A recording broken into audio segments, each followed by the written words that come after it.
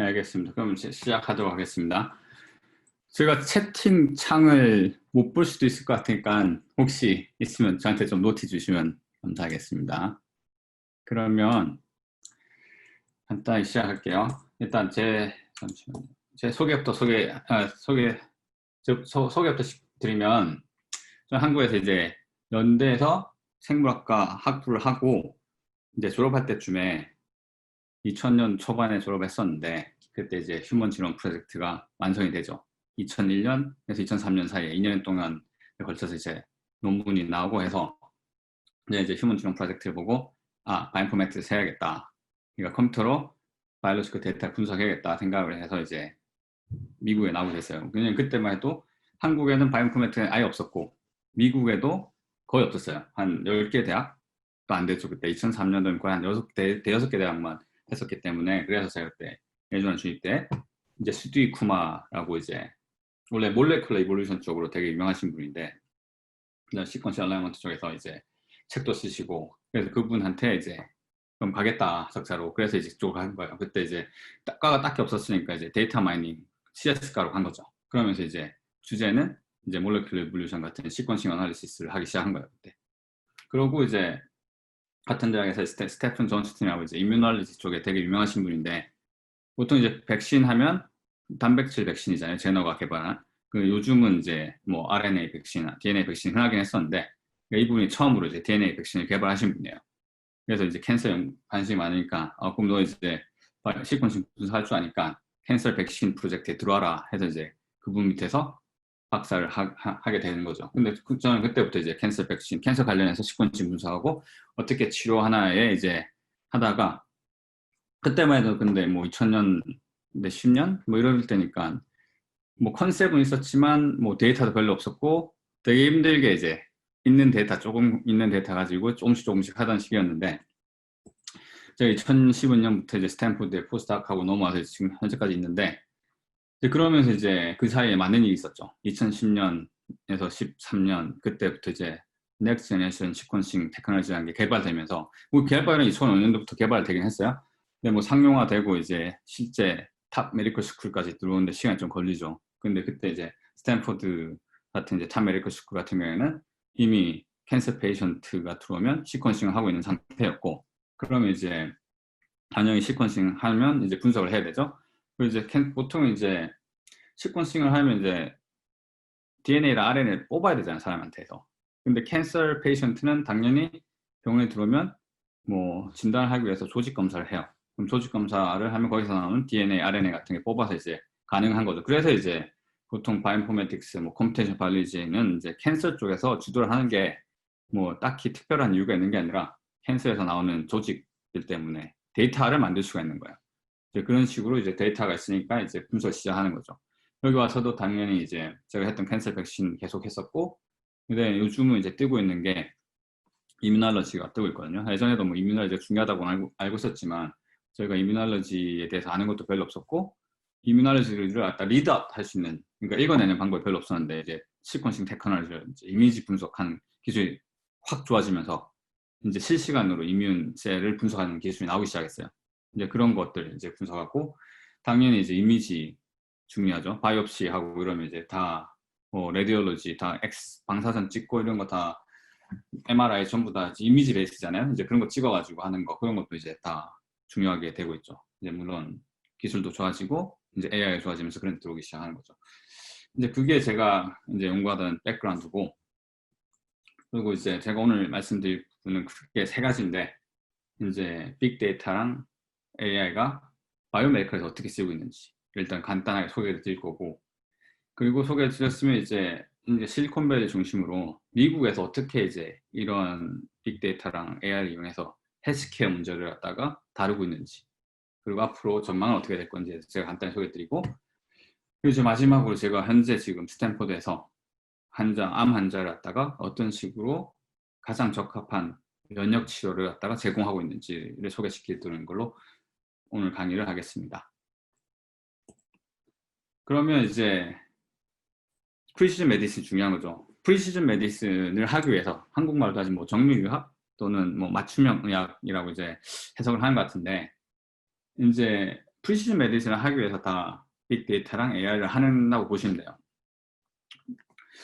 이런 컨셉이 왜 나왔냐? 이제 뭐 정의가 여러 가지가 있는데 2015년도에 이제 오바마 대통령이 이제 대통령이었을 때 프리시즌 메디슨 반같이 정의를 했죠. 이제 각 사람별로 치료를 할 때 그 사람이 가진 유전자, 환경, 그 다음에 라이프 스타일에 따라서 치료를 달리 해야 된다. 예전만 해도 보통 이제 제가 암 쪽에 있으니까 암 환자 위주로 설명을 드릴 건데, 보통 암 환자가 들어오면 병명도 암 하나잖아요. 그냥 캔서. 그러니까 모든 사람이 뭐 대장암에 걸려서 오든 뭐 유방암에 걸려든 모든 사람이 다 그냥 암이라는 병의 명으로 다 들어오잖아요. 그래서 암 하면 다 비슷한 질병이다 생각했던 거예요. 약을 하나 개발하면 1번 환자한테 이 약이 들면 당연히 2번, 3번, 4번 환자도 약이 들 거라고 생각하던 시기가 있었죠. 그 시기가 생각보다 옛날이 아니에요. 2010년 정도까지만 해도 그런 생각이 되게 많았어요. 그러다가 이제 유전자 분석 기술이 좋아지면서 환자들 분석하기 시작하니까 상황마다 다 다른 거예요. 그렇기 때문에 치료법도 달라져야 된다라는 컨셉이 생기기 시작한 거죠. 그러다가 이제 2015년 이제 미국 정부에서는 적극적으로 추진하기 시작한 거죠. 이제 이런 식으로 유전자랑 환경이랑 라이프 스타일 보고. 근데 문제는 여기서 환경이 어떻게 영향을 미치는지, 라이프 스타일이 어떻게 영향을 미치는지 아직 잘 몰라요, 저희가. 물론 이제 그쪽도 계속 발전이 있긴 한데, 하지만 2015년 당시에 이미 저희는 유전자를 읽어낼 수 있는 방법들은 되게 많았죠. 그래서 이제 첫 번째 미션이 그거죠. 사람들 유전자 베이스로 어떻게 각 환자한테 맞춤형 의학을 제공할 것인가가 이제 첫 번째 미션이었죠. 그런데 2013, 15년에 뜬금없이 나온 개념이 아니라 그전에도 이미 유전 정보를 가지고 치료에 사용하고는 있었어요. 예를 들어서 와판이라는 약이 있는데 이 약이 혈액응고제거든요. 그러니까 혈액응고를 막아주는 약인데 대부분의 사람들은 이 일정 도수를 약 하나를 먹잖아요. 그럼 보통 대부분 사람 몸에서는 1시간 안에 분해가 돼요. 근데 어떤 사람들은 이 약 하나를 먹으면 분해되는데 10시간이 걸리는 사람들도 있어요. 그런 사람들이 뭐 상처가 안 나면 문제가 없는데 예를 들어서 약을 먹고 10시간 동안 상처가 났다. 피를 흘리는 상처가 났다. 혈액 응고를 막아주는 약이니까 계속 피가 나는 거예요. 그럼 이런 사람들은 하나를 먹을 게 아니라 그 약의 10분의 1 정도 먹어야죠. 그러니까 그런 것들은 이미 2000년도 초반부터 알고 있었던 거죠. 이제 유전 검사가 이미 이루어졌었던 거고. 그래서 이제 이런 정보들이 이미 병원에서 사용되고 있었고, 그 다음에 이제 여러분도 다 아시는 이제 앤젤리나 졸리가 유방 절제 수술을 했었잖아요. 유전자 검사를 하고 난 다음에. 근데 그 유전자가 이제 BRCA1, 2라는 건데, 이제 지금 한국이랑 미국에서 이제 많은 여자분들이 이 검사를 받긴 할 거예요. 그러니까 이 유전자에 돌연변이가 있으면 남들보다 유방암에 걸릴 확률이 40에서 60% 올라가는 데다가 이제 안젤리나 졸리 같은 경우에는 엄마도 난소암이 있었던 거예요. 그러면 당연히 이제 걸릴 거라 생각해서 이제 절제 수술을 한 거죠. 이제 이런 식으로 이미 대표적인 예를 두 개 드렸는데 이런 식으로 많은 부분에서 이미 유전 정보가 이제 병원에서 사용되고 있었어요. 근데 이제 이게 본격적으로 사용되기 시작하는 거죠.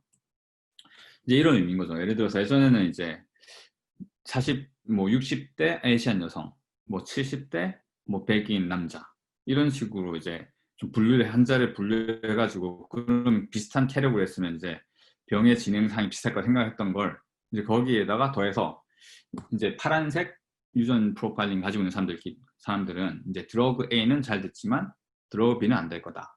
이런 빨간색 유전자 프로파일링 가진 사람들은 이제 케모테라피 A에는 반응을 잘 안 할 거다.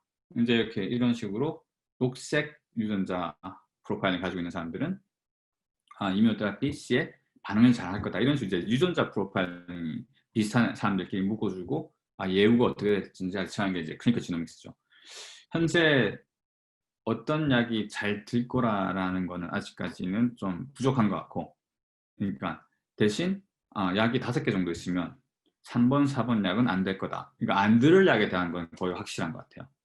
이제 그래도 되게 중요한 게 옵션이 5개에서 3개로 2개로 줄이는 것만 해도 엄청나게 올라가는 거니까. 그런데 이제 아직까지 발전이 여전히 많은 거죠. 이제 그런 식으로 진행되고 있고. 그럼 이제 제 타이틀도 데이터 사이언티스트잖아요. 요즘 뭐 데이터 사이언티스트 사이언티스트, 뭐 빅데이터 사이언티스트 정의가 많잖아요. 이제 제가 제일 좋아하는 정의는 예전에 이제 미국에서 지금은 없었거든요. 트럼프 정부에서 없었는데 오바마 정부 때 처음으로 Chief Data Scientist라는 자리 생겼어요. 그러니까 미국에서 데이터를 담당하는 수석 과학자 이런 게 생긴 거죠. 국가 차원에서. 근데 이 사람이 그때 이제 코로나 생기기 전에 이제 스탠포드 방문해서 강의를 했었는데 그때 보니까 정의를 갖다 이런 식으로 내렸더라고요. 그러니까 데이터 사이언티스트의 미션은 데이터에 있는 정보의 힘을 이용해서, 그러니까 미국 사람, 당연히 이제 US Chief Data Scientist니까 미국 사람들 위주로 이제 정의 내렸겠죠. 그러니까 모든 미국인의 혜택을 주는 것이다라고 했는데, 그러니까 제가 이제 이 정의를 바꿔가지고 바이오메디컬 데이터 사이언티스트의 미션은, 그러니까 지금 많은 데이터 존재하잖아요. 이런 데이터를 이용해서 모든 환자들이 이득을 볼 수 있게끔 하는 게 이제 바이오메디컬 데이터 사이언티스트의 정의라고 생각해요, 저는. 그러면 이제 왜 이제 이런 말이 나오기 시작했냐? 이제 제가 좋아하는 작가 톨스토이가 쓴 책에 보면 나오죠. 모든 행복한 가정은 비슷한 이유로 행복하지만 불행한 가정은 각자의 이유로 불행하다 그러잖아요. 아까 제가 처음에 말씀드렸듯이 아픈 사람들은, 건강한 사람들은 다 비슷한 게 건강한데 운동 잘하고 잘 먹고 뭐 라이프스타일 좋고 스트레스 덜 받고, 그런데 아픈 사람들은 보면 다 제각기 이유로 아픈 거예요. 보면 이제 처음에 말씀드린 돌연변이, 보통 이제 캔서가 돌연변이 때문에 생기는 건데 1번 암 환자랑 2번 암 환자랑 각자 100개의 돌연변이를 가지고 있잖아요. 물론 이제 보통 100개보다 많긴 한데, 그러면 겹치는 돌연변이는 진짜 1개? 아니면 2개? 없는 경우도 많고. 신기하게 이게 암이 다 비슷한 병이라고 생각했었는데 모든 암 환자들이 각자의 다른 돌연변이를 가지고 병원에 찾아오는 거예요. 그렇기 때문에 이제 다 요즘 말하는 이제 프리시즌 메디슨, 퍼스널 메디슨 이제 강조하기 시작하는 거죠. 이제 결론부터 말씀드리자면, 이제 크게 이거 제가 이제 이미지로 나눈 건데, 가장 이제 신약 치료하는 데서 제일 중요한 약이잖아요. 그러니까 약이 몸에 있는 단백질을 어떻게 인터랙션 할 건가, 몰레큘러 인터랙션에 대한 데이터들이 있죠. 그리고 이제 뭐 넥스트 시퀀싱 테크놀로지 같은 것들이 나오면서 이제 저희가 제노믹 프로파일링 데이터가 엄청 쌓이기 시작했죠. 그 다음에 뭐 바이오메디컬 이미지도 예전부터 있었고, 이제 새로운 좋은 테크놀로지가 나오면서 더 많은 이미지가 찍고 있고, 그리고 이제 애플워치 같은 웨어럴 디바이스 같은 게 나오죠. 이제 이런 게에서 나오는 데이터를 갖다가 이제 AI에 다 집어넣는 거죠. 물론 이제 머신러닝 포함해서 이제 다 해서, 그럼 거기서 나온 걸 가지고 어떻게 각각의 환자를 가장 좋은 방식으로 치료할 거냐라는 게 이제 제가 봤을 때 전반적인 고리인 것 같아요, 이쪽에. 어떻게 이걸 갖다가 치부하는지 제가 프레젠테이션 통해서 보여드릴게요. 그럼 이제 넘어가기 전에, 이제 데이터 사이언티스트 하면 보통 이제 바이오메디컬보다는 IT 쪽이 많잖아요. IT 보통 이제 구글, 애플, 뭐 아마존 이런 데서 일하는 사람들을 갖다가 데이터 사이언티스트가 그러긴 하잖아요. 그러면 이제 바이오메디컬 데이터 사이언티스트는 그런 사람들과 뭐가 다르냐? 엄밀히 따지면 비슷해요. 비슷한데 데이터가 달라요. IT 쪽에서 나온 데이터랑 그 다음에 바이오 쪽에서 나온 데이터가 다르기 때문에 달라지는 거죠. 스킬셋도 바뀌고. 그러면 이제 그럼 바이오메디컬 데이터랑 다른 IT랑 다른 분야 데이터는 어떻게 다르냐? 가장 특징적인 게 데이터가 incomplete 하죠. 약간 어떻게 뭐 막말하면 약간 개판이에요. 다른 쪽에 비해서 데이터 미싱 포인트도 너무 많고 메저도 잘 안 돼 있고, 거기다가 생각해보면 사람은 약간 다이나믹하잖아요. 24시간 살아있고 1년 동안 계속 움직이고 하는데 먹는 것도 다르고. 근데 저희가 생각하는 바이올로지컬 데이터라는 건 약간 어떻게 보면 시퀀싱을 갖다가 매일 하는 사람 아예 없어요, 지금 현재. 끼케야 처음에 병원 들어왔을 때 너 암 걸렸을 수도 있으니까 한번 시퀀싱 해보자. 그럼 그때 딱 한 번 스냅샷인 거예요. 근데 저희 몸은 그렇게 멈춰 있는 게 아니거든요. 계속 바뀌는 거예요. 그러니까 데이터 자체도 인컴플릿인데 저희가 볼 수 있는 데이터도 한정되는 거예요. 뭐 라이프타임, 원스 인어 라이프타임인 거예요. 그냥 뭐 좀 싸지고 더 좋아지면 2-3번 할 수 있겠지만 지금 현재는 거의 1-2번만 할 수 있는 거예요. 특정 시기에. 그러면 이제 그리고 이제 시퀀싱을 한다는 게 몸을 직접 들여다보는 게 아니죠. 시퀀싱을 하려면 세포를 꺼내야 되고, 꺼내는 순간 세포는 죽어요. 근데 저희 세포는 뭐 살아서 움직이는 거잖아요. 그러니까 옵저베이션을, 데이터를 만들기 위해서 세포를 죽여야 되는 이상한 상황이 생긴 거죠. 그러니까 모든 일단 데이터는 인다이렉트한 거예요. 저희를 갖다 직접 매주할 수 있는 방법 없어요. 그러니까 세포를 살린 상태에서 DNA를 RNA 프로테인 볼 수 있는 방법을 개발하시면 아마 노벨상도 받으실 거고 아마 전 세계에 있는 모든 돈을 다 들고 가실 수 있을 거예요. 지금 현재는 다 셀을 꺼내서 죽인 다음에 DNA, RNA 프로테인 뽑아서 데이터를 만들어야 되는 상황이죠. 그러니까 데이터 자체가 일단 불완전하고 그 다음에 기존의 이제 데이터랑 다른 게 기존은 데이터가 보면 이제 예를 들어서 비즈니스 뭐 인포메이션을 한다. 그럼 그때 커스텀들이 막 100만 명, 크레딧 카드 유저들은 100만 명, 1000만 명 이렇게 되잖아요. 그리고 각 크레딧 카드 유저들의 뭐 어드레스, 인컴 이런 거는 별로 없어요. 그러니까 한 유저당 뭐 따로는 데이터 포인트가 한 20개, 뭐 에이지, 뭐 인컴 레벨, 에듀케이션 레벨, 뭐 어드레스 이런 정도죠. 그런데 바이오메디컬 데이터는 반대예요. 환자 데이터를 갖다 끼케야 모을 수 있는 각 병원에서 모을 수 있는 환자 데이터라는 게 끼케야 10,000명, 20,000명 정도인데 그 환자마다 따로온 데이터가 어마어마한 거예요. 예전에는 물론 시퀀싱 데이터 오기 전까지는 얼마 없었죠. 비슷해요. 다른 분야랑. 그냥 N수가 작았을 뿐이에요. 뭐 에이지, 젠더, 뭐 심장박동수, 혈압 이 정도 이런 걸 갖다 쟀었는데 요즘은 환자가 들어오잖아요.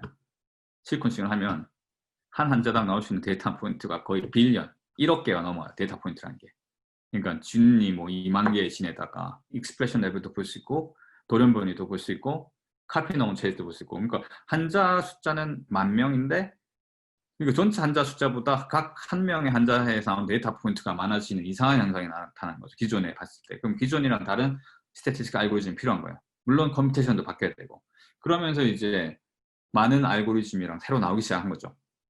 그러면서 새로 개발되기 시작하고 그다음 다른 분야랑 달리 아직은 도메인 날리지가 되게 중요한 것 같아요. 데이터 딱 봤을 때 예를 들어서 3만 개, 2만 개의 데이터를 그냥 다 집어넣잖아요. 그러면 AI나 머신러닝 통해서 나온 탑 캔디데이트를 보면 말이 하나도 안 돼요. 왜 그런지는 잘 모르겠는데. 그러면 근데 제가 만약에 현재 지금 대장암 관련 환자를 갖다가 데이터를 보고 있다. 그럼 대장암 관련해서 잘 알려진 진들이 있거든요. 그런 진들 2,000개, 3,000개 넣으면 생각보다 되게 정확하게 나와요. 해석도 가능하고. 그래서 아직까지는 다른 분야와는 달리 그냥 다 때려 집어넣고 결과를 바라는 건 쉽지 않은 것 같아요. 일단 어느 정도 데이터 프리셀렉션을 해야 되는데 그러면 이제 도메인 날리지가 필요하겠죠. 일단 그런 게 되게 중요하고 그 다음에 다른 거랑 달리 다른 뭐 예를 들어 프로덕트 만드는 데다 한번 돌려보고 제품 안 되면 다시 바꾸면 돼요. 근데 저희 쪽 문제가 뭐냐 이거 잘못되면 환자가 죽어요. 그렇기 때문에 처음에 테스트 해볼 때 이미 옵티멀을 해야 되는데 이제 그러면 옵티멀 한지 안 한지 확인할 방법이 진짜 없다는 거죠. 그걸 확인할 수 있는 게 이제 프리클리니컬 모델이라고 해서 마우스나 고릴라 이제 원숭이 같은 데서 하는데 그 데이터가 과연 이제 사람이 맞는가가 또 의문인 거죠. 그래서 이제 많은 데이터, 이제 많은 신약이나 이제 치료법들이 임상 1차, 2차, 3차 가면서 다 실패하는 이유가 이제 저희는 이제 사람한테 실험을 할 수 없기 때문에 그런 게 문제가 있죠. 그리고 더 큰 문제, 이건 약간 현실적인 문제인데 아까 앞에 했던 건 데이터 자체의 문제고 이제 필드 자체의 문제인데 더 큰 문제는 이게 바이오메디컬 데이터는 이제 환자 인포메이션이 들어가잖아요. 그럼 프라이버시 이슈가 걸리죠. 이게 데이터를 막 함부로 쉐어할 수가 없는 거예요. 그리고 이제 지금은 뭐 학교든 병원이든 알아요. 이게 재산이라는 걸. 이런 지노믹 인포메이션을 가지고 있는 게 재산이 나기 때문에 더더욱 공유를 안 하죠. 그러면 안 그래도 지금 병원당 끼케야 10,000명, 20,000명이면 되게 많은 편인데 물론 한국 같은 경우에는 이 특정 병원에 몰리더라고요. 그러니까 삼성병원, 아산병원 그런 데는 아마 데이터가 꽤 많을 거예요. 생각보다. 그래도 다른 분야에 비하면 데이터 작은데 그럼 합쳐도 지금 될까 말까 한 판에 물론 합치고 싶어하는 기관들도 있어요. 근데 법적으로 또 합치기가 좀 쉽진 않아요. 왜냐면 이제 페이션 헬스 인포메이션이 그래서 이제 프라이버시 이슈 때문에 법적으로 약간 합치는 게 그렇게 쉽진 않아요. 이제 그런 걸 해결하기 위해서 이제 루나 DNA, 네뷸라 지능사들, 블록체인 같은 걸 도입하기 시작한 거죠. 이제 애노니마이즈를 갖다 시큐하게 소시할 수 있게끔 그런 회사들도 나타나기 시작하고 그 다음에 이제 AI가 다 좋긴 한데 보통 AI가 해주는 게 머신러닝 같은 예를 들어서 이미지 분석하면 이게 고양이다 개다 이렇게 알려주잖아요. 이제 구글에서 처음 했던 이제 이미지넷 AI 툴 같은 거 보면 근데 AI는 안 알려줘요. 왜 이게 이 그림이 고양이였는지 왜 이 그림이 개였는지는 안 알려주고 이미지를 봤을 때 이 고양이 이미지가 고양이일 확률이 98%, 뭐 개인 확률이 97% 이런 식으로 답을 주죠. 근데 문제는 신약 개발을 할 때는 왜 이 몰레큘이 이 메타볼리즘이나 패스웨이에서 영향을 끼치는지를 어느 정도는 알고 있어야 돼요. 메커니컬리. 그렇지 않으면 FDA에서 승인을 안 해줘요. 그러니까 A에 집어넣었더니 A는 그냥 주는 거죠. 아, A 몰레큘이 가장 좋은 타겟이다. 그런데 왜 좋은 타겟인지 알려주진 않아요. 뭐 그게 블랙박스죠. 약간 레이어도 너무 많고 이제 아시다시피 그런 경우에 있어서는 좀 문제가 되는 경우가 있죠. 물론 이제 바이오메디컬 내도 분야가 여러 개 있으니까 신약 개발 같은 게 이제 문제가 될 수가 있는데 이제 뭐 이미지 분석 그래서 H 이미지나 방사선 이미지를 보고 이게 암 환자인지 아닌지 그 정도는 뭐 가능하죠. 왜냐면 뭐 그것도 어차피 그게 패설로지스트 보고 싶은 게 이게 암인지 아닌지 알고 싶으니까. 근데 이제 신약 개발 같은 경우 AI가 지금 그래도 조금 이제 리밋이 있는 게 오소시에이션은 잘 보여주는데 코제이션을 보여주지 못해서 이제 설명할 방법이 없는 거예요. 아, 왜 이 몰레큘이 가장 좋은 타겟인지 이제 그런 문제가 있어요. 이제 그런 걸 염두에 두시면 아, 다른 분야랑 어떻게 다른지 알 수 있을까. 그러면 이제 제가 말씀드렸던 이런 문제점들을 갖다가 지금 현재 회사에서는 어떻게 해결하려고 하는지를 이제 말씀드릴게요. 그러면 이제 AI도 최근 기술이긴 하지만 이미 나온 지 좀 오래됐고 이제 바이오텍도 나온 뭐 꽤 됐잖아요. 근데 왜 요즘 이런 게 실리콘밸리를 비롯한 미국에서 뜨고 있냐? 이게 제가 생각해 세 개가 이거든요. 이제 넥스트젠 시퀀싱 테크놀로지가 일단 시퀀싱 가격을 확 낮춰놨어요. 그러니까 데이터가 쏟아져 나오기 시작한 거죠. 그리고 미국 정부에서 이 유전 정보가 헬스케어에 도움이 엄청나게 된다는 걸 알고 의도적으로 빅데이터를 만들기 시작했어요. TCGA 같은 데이터는 이제 암 환자 거의 한 12,000명 갖다 국가에서 진짜 지원해가지고 만든 데이터셋이죠. 아주 깨끗한 데이터셋.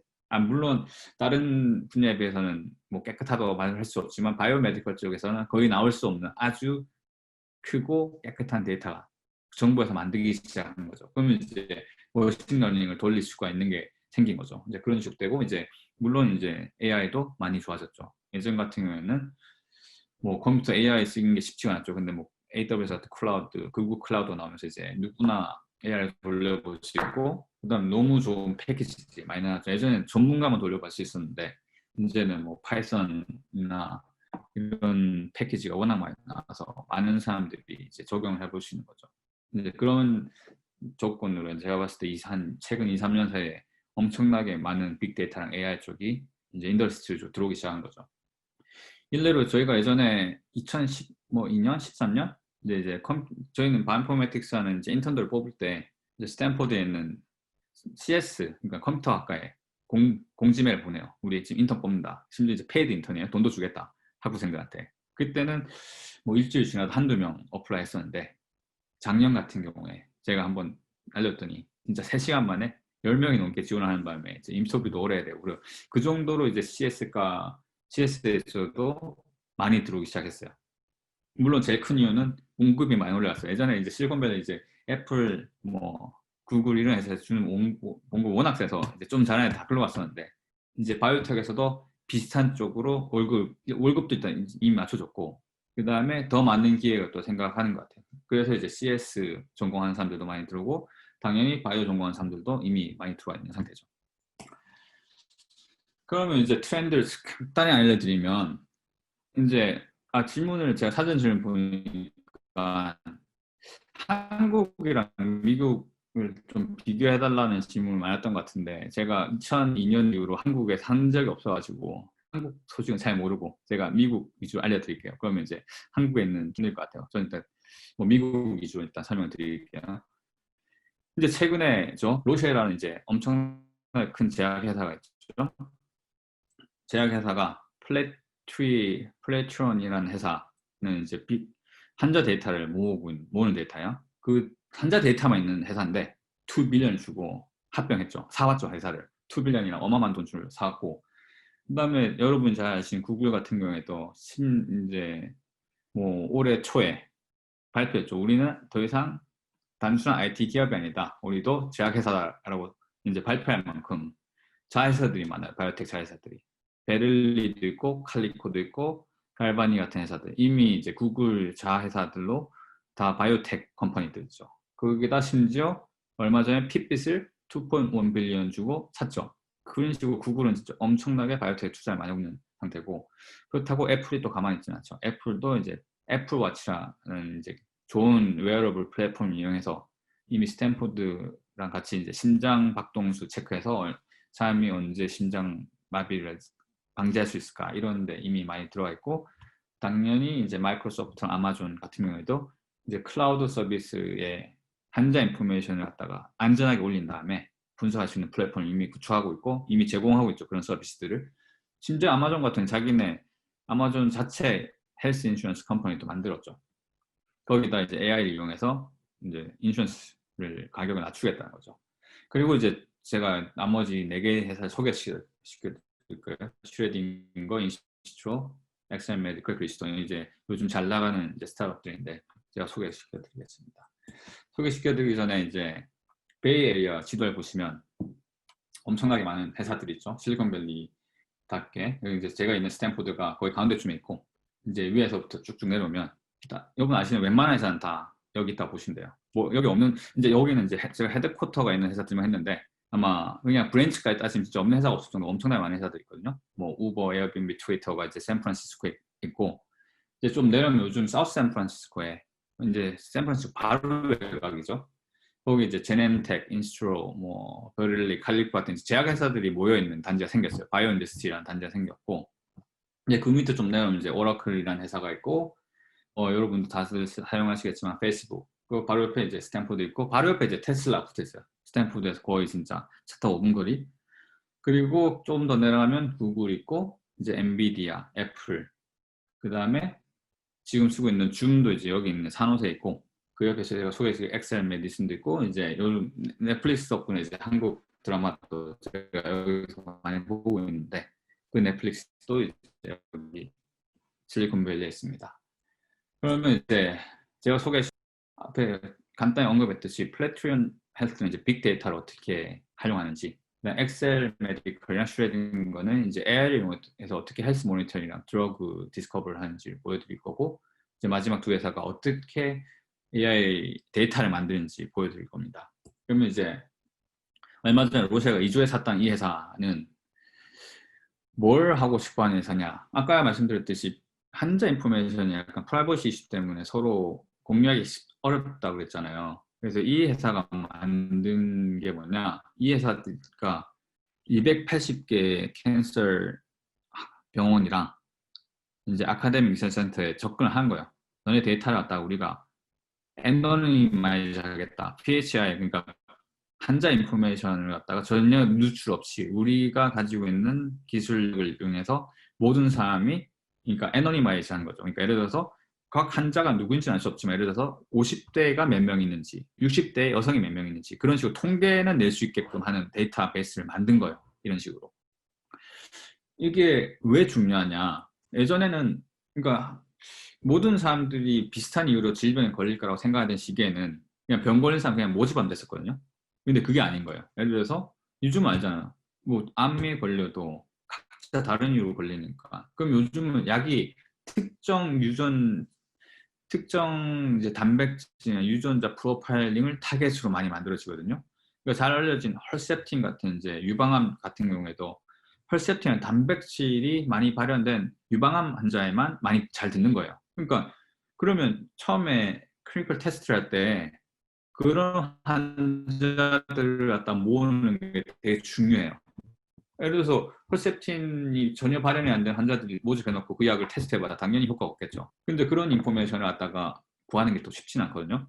뭐 임상이 지금 현재 1차에서 끝까지 가는 경우가 3에서 5%밖에 안 되는데, 이제 이 회사는 우리가 너 이 약에 잘 들을 만한 적합한 환자를 갖다가 빠른 시간에 리크루트먼트 해주겠다는 거예요. 자기가 가지고 있는 빅데이터를 이용해서. 걔들은 엄청나게 많은 환자 데이터를 가지고 있잖아요.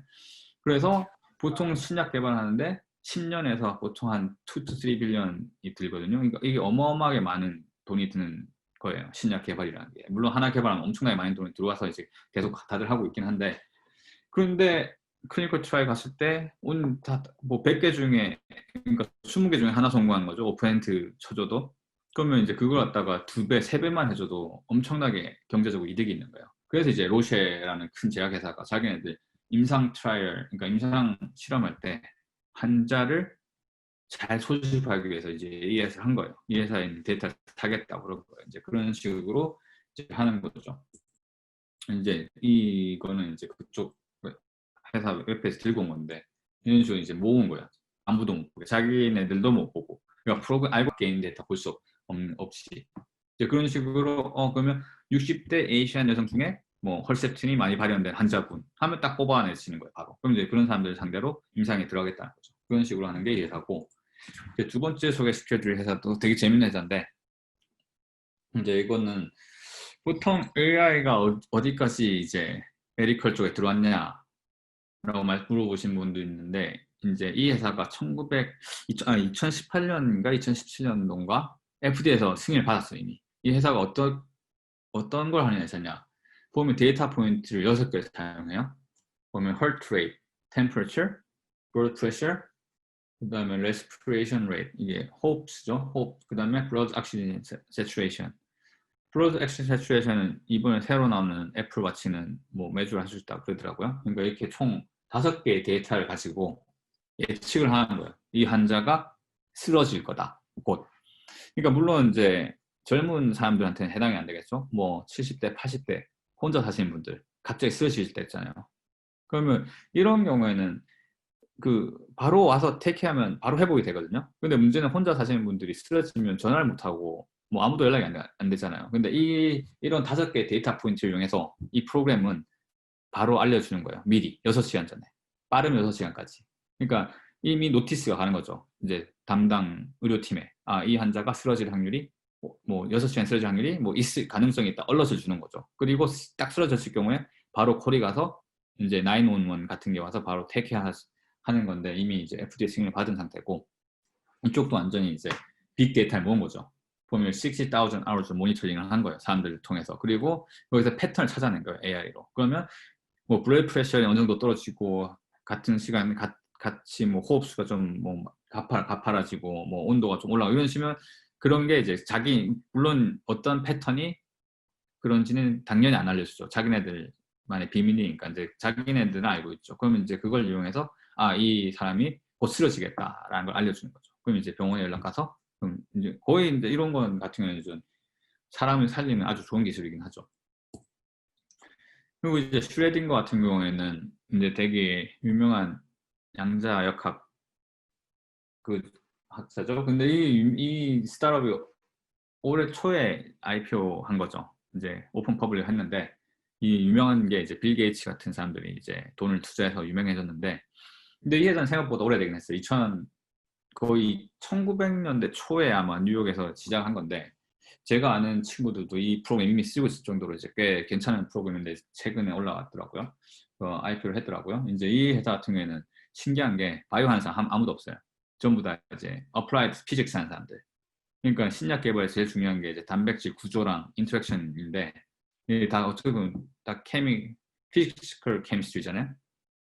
그래서 이제 그 자기네들 갖다가 엑스퍼트 살려가지고 이제 피직스 하는 사람들이 모여서 만든 거예요. 그래서 이 분자 구조 이런 식으로 하면 예측이 되고 이러한 구조를 가진 단백질끼리 인터랙션 잘할 거다라는 걸 해서 이제 만든 거죠. 그러면 이제 보통 신약 개발할 때 처음에 이니셜 몰레큘을 갖다가 보통 10만 개에서 20만 개에서 시작하거든요.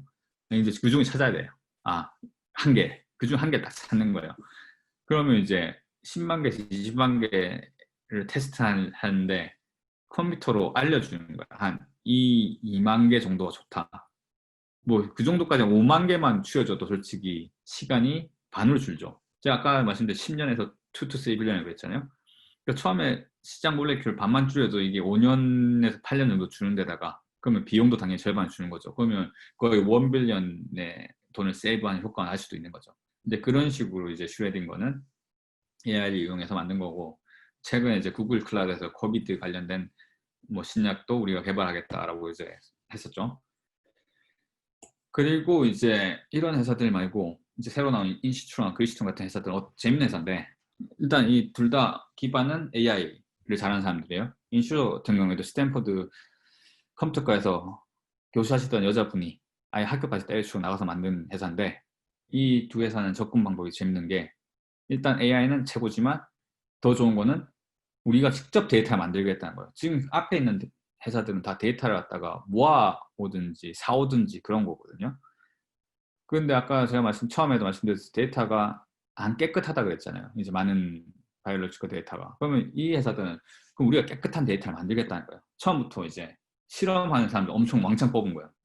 그리고 자기네들 AI 놓고 싶은 데이터 방향이 정해져 있으니까 그러면 그 방향에 맞춰 실험을 처음부터 디자인하겠다는 거예요. 깨끗하게. 이제 그런 게 인시트로고, 이제 그리스톤 같은 경우에는 캔서 백신을 하는 회사인데, 캔서 백신 필요한 타겟들의 필요한 데이터들 있잖아요.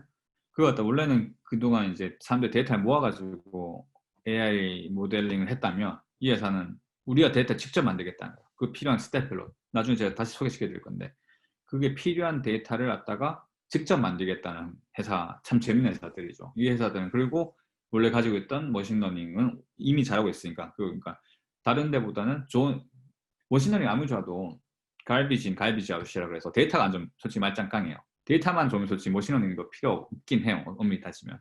그러니까 좋은 데이터를 갖다 만들자는 게 이 두 회사고, 이미 근데 돈을 엄청 받았죠. 2년 안에 뭐 250 밀리언이면 거의 한국 돈으로 5천억 정도, 한 3천억 정도 될 거야 아마. 그 정도 돈을 받을 만큼 많이 각광을 받고 있는 회사들이고, 그 외에 이제 다는 제가 못 시켜드리는데, 이제 워낙 요즘 이쪽에 많이 돈이 많이 들어오고 이제 핫하다 보니까 뭐 간단히 소개시켜드리면, 이제 당연히 이미 AI가 이미지 분석이 원래 좋잖아요. 이제 구글에 있는 이미지 분석 같은 게. 그럼 당연히 패솔로지가 보는 레디올로지 같은 이미지, 병원에서 쓰는 모든 이미지가 이제 AI가 분석할 수 있는 기회가 생기는 거죠. 이제 그런 쪽으로 요즘 많이 생기고 있고, 그 다음에 센티언의 드라젠, 시퀀싱 분석이 데이터가 생각보다 크거든요.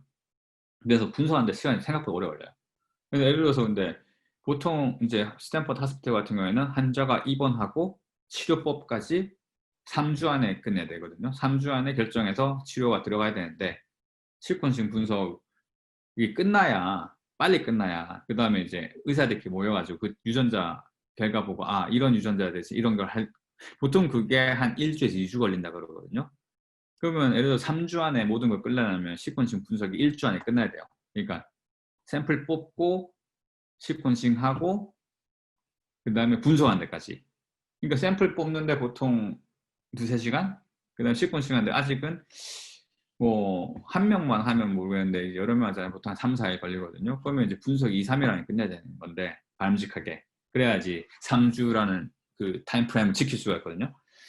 그런데 원래 처음에 나왔던 이제 많은 프로그램들이 48시간? 진짜 한 명만 클라우드에서 풀리도 48시간에서 뭐 킥하면 72시간 뭐 넘어가는 거예요. 그것도 많이 좋아진 거예요. 그래서 어떤 회사들이 생기기 시작했냐? 그럼 GATK 같은 잘 만들어진 프로그램을 아예 더 빨리, 그러니까 C++라든지 완전히 소프트웨어 엔진 하는 애들만 모아가지고, 이제 센티엄 같은 회사는 기존에 있는 알고리즘, 똑같은 알고리즘인데 소프트웨어 엔진을 뽑아가지고 그냥 C++나 이런 걸로 해서 그냥 그게 뭐 72시간, 뭐 8시간 걸린 것 같다가 1시간, 2시간에 끝나게끔 하는 회사 생겼고, 당연히 요즘 GPU가 뜨고 있잖아요. 이게 보면 GPU로, 어차피 시퀀스 분석도 약간 GPU를 이용할 수 있거든요. 그 드라젠 같은 회사는 GPU를 이용해서, 그냥 CPU 말고 우리 GPU를 이용해서 시퀀스 분석 빨리 하자. 걔네들이 뭐 40분에서 뭐 1시간 60분 뭐 안에 끝나겠다 해서 이제 그런 회사도 생겼고, 이미 이 회사는 일루미나라는 회사에 팔렸죠. 이미 그런 컨셉으로. 그런 회사도 생기기 시작했고, 그 다음에 지금 현재 전 세계에서 가장 많은 데이터 타입이 그 애스트로피직스에서 나오는 위성사진이라 그러더라고요. 그리고 두 번째 많은 게 유튜브. 아마 지금 바이오메디컬 데이터가 한 탑 10 안에 약간 턱걸이 하는 식이 들어왔는데, 많은 사람들이 그러니까 앞으로 2025년까지 아마 바이오메디컬 데이터가 탑 1 아니면 탑 2일 거라 생각하는 사람들이 많거든요. 그 바이오메디컬 데이터가 또 근데 계속 좀 쌓이는 게, 뭐 병원마다 다르겠지만 보통 환자 데이터 한 10년 동안 보관을 해야 된다 그러더라고요. 뭐 길면 20년도. 그러니까 그 시퀀싱 데이터는 막 지울 수도 없는 거예요. 이게 들고 있어야 돼요. 근데 시퀀싱 데이터가 생각보다 작진 않아요. 뭐 300기가, 400기가 한 번 할 때. 이거 뭐 어떻게 보면 크지 않을 수도 있는데, 그걸 여러 번 한다 치고 10년 동안 보관해야 된다 생각하면 이게 계속 커지는 거예요. 그러고 컴프레션을 하기가 좀 쉽지가 않아요. 컴프레션을 위해서 해야 돼요. 약간. 그래서 근데 이미지 컴프레션 하는 거랑 또 시퀀싱 컴프레션 다르거든요.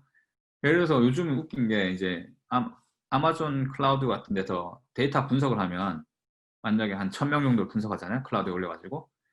그럼 한 달에 분석 하나에 나오는 비용은 한 2~3천 불? 근데 한 달 동안 아무 생각 없이 10번씩 데이터 놔두잖아요. 그러면 그 스토리지 피가 10,000불 넘게 나와요. 그러니까 지금 분석하는 것보다 스토어 하는데 돈이 더 드는 좀 이상한 사태가 생기기 시작한 거죠. 이제 알고리즘 계속 되게 빨리 끝내서 이제 분석 비용 얼마 안 드는데 데이터는 무지막지하게 큰 거예요, 약간. 그래서 이제 페타진 같은 회사는 우리가 지노믹 데이터 아주 컴프레스를 잘해주겠다. 이제 그런 식의 회사도 이미 생기기 시작했고, 그 다음에 네뷸라 지노믹스는 이제 하버드의 되게 유명한 조지 처치라는 교수가 지금 아까 처음에 말씀드렸듯이 데이터 공유가 어렵다고 그랬잖아요. 특히 지노믹스 데이터 같은 경우에는 그 지노믹스 데이터만 봐도 누군지 알 수 있는 경우가 있어요. 예를 들어 백인만 가지고 있는 뭐 베리에이션, 한국 사람이 있는 베리에이션, 그 한국 사람의 뭐 60대 이 정도까지 어떻게 보면 한자를 갖다가 어느 정도 추적할 수 있는 여지가 있어요. 시퀀싱 데이터 자체. 그렇기 때문에 더 쉐어 못 하는데 그러면 블록체인으로 이거 갖다가 읽을 수 있지만 정보를 못 빼내게끔 원하는 부분 특정 부분만. 그래서 블록체인 관련한 회사도 이미 생기기 시작했고, 그래서 이제 네뷸라 지명사 같은 데는 모든 시퀀싱 블록체인 올려가지고 자유롭게 커뮤니티에서 쉐어할 수 있게끔 하겠다라는 회사도 생겼고, 아까 보면 약간 플래티넘이랑 비슷한 회사죠. 지노믹스 데이터를 갖다가 블록체인에 올려가지고 쉐어가 쉽게 되게끔. 그리고 뭐 여러분도 아시는 일론 머스크 테슬라 회사 창업자 같은 경우에는 이제 뉴럴링크라는 걸 만들어서 아예 그냥 이제 뉴로사이언스, 아예 브레인에 있는 시그널을 갖다 아예 다 모으자라는 것도 지금 하고 있을 정도로 이제 진짜 다양한 분야에서 지금 빅데이터랑 AI가 이루어지고 있죠. 뭐 실리콘밸리뿐만 아니라 이제 미국 전역에서 이제 그런 식으로 이루어지고 있고, 그리고 이제 이 논문이 2015년 좀 생각보다 오래되긴 했는데 제가 생각했을 땐 정말 잘 요약해놨거든요. 모든 사항을 갖다가. 그러니까 모든 배리업을 다 넣은 거예요. 아까 말한 인바이러먼트, 피노타입, 지노타입부터 해서 이제 저희는 지금 현재 지노타입에 초점을 두고 있는 상태죠.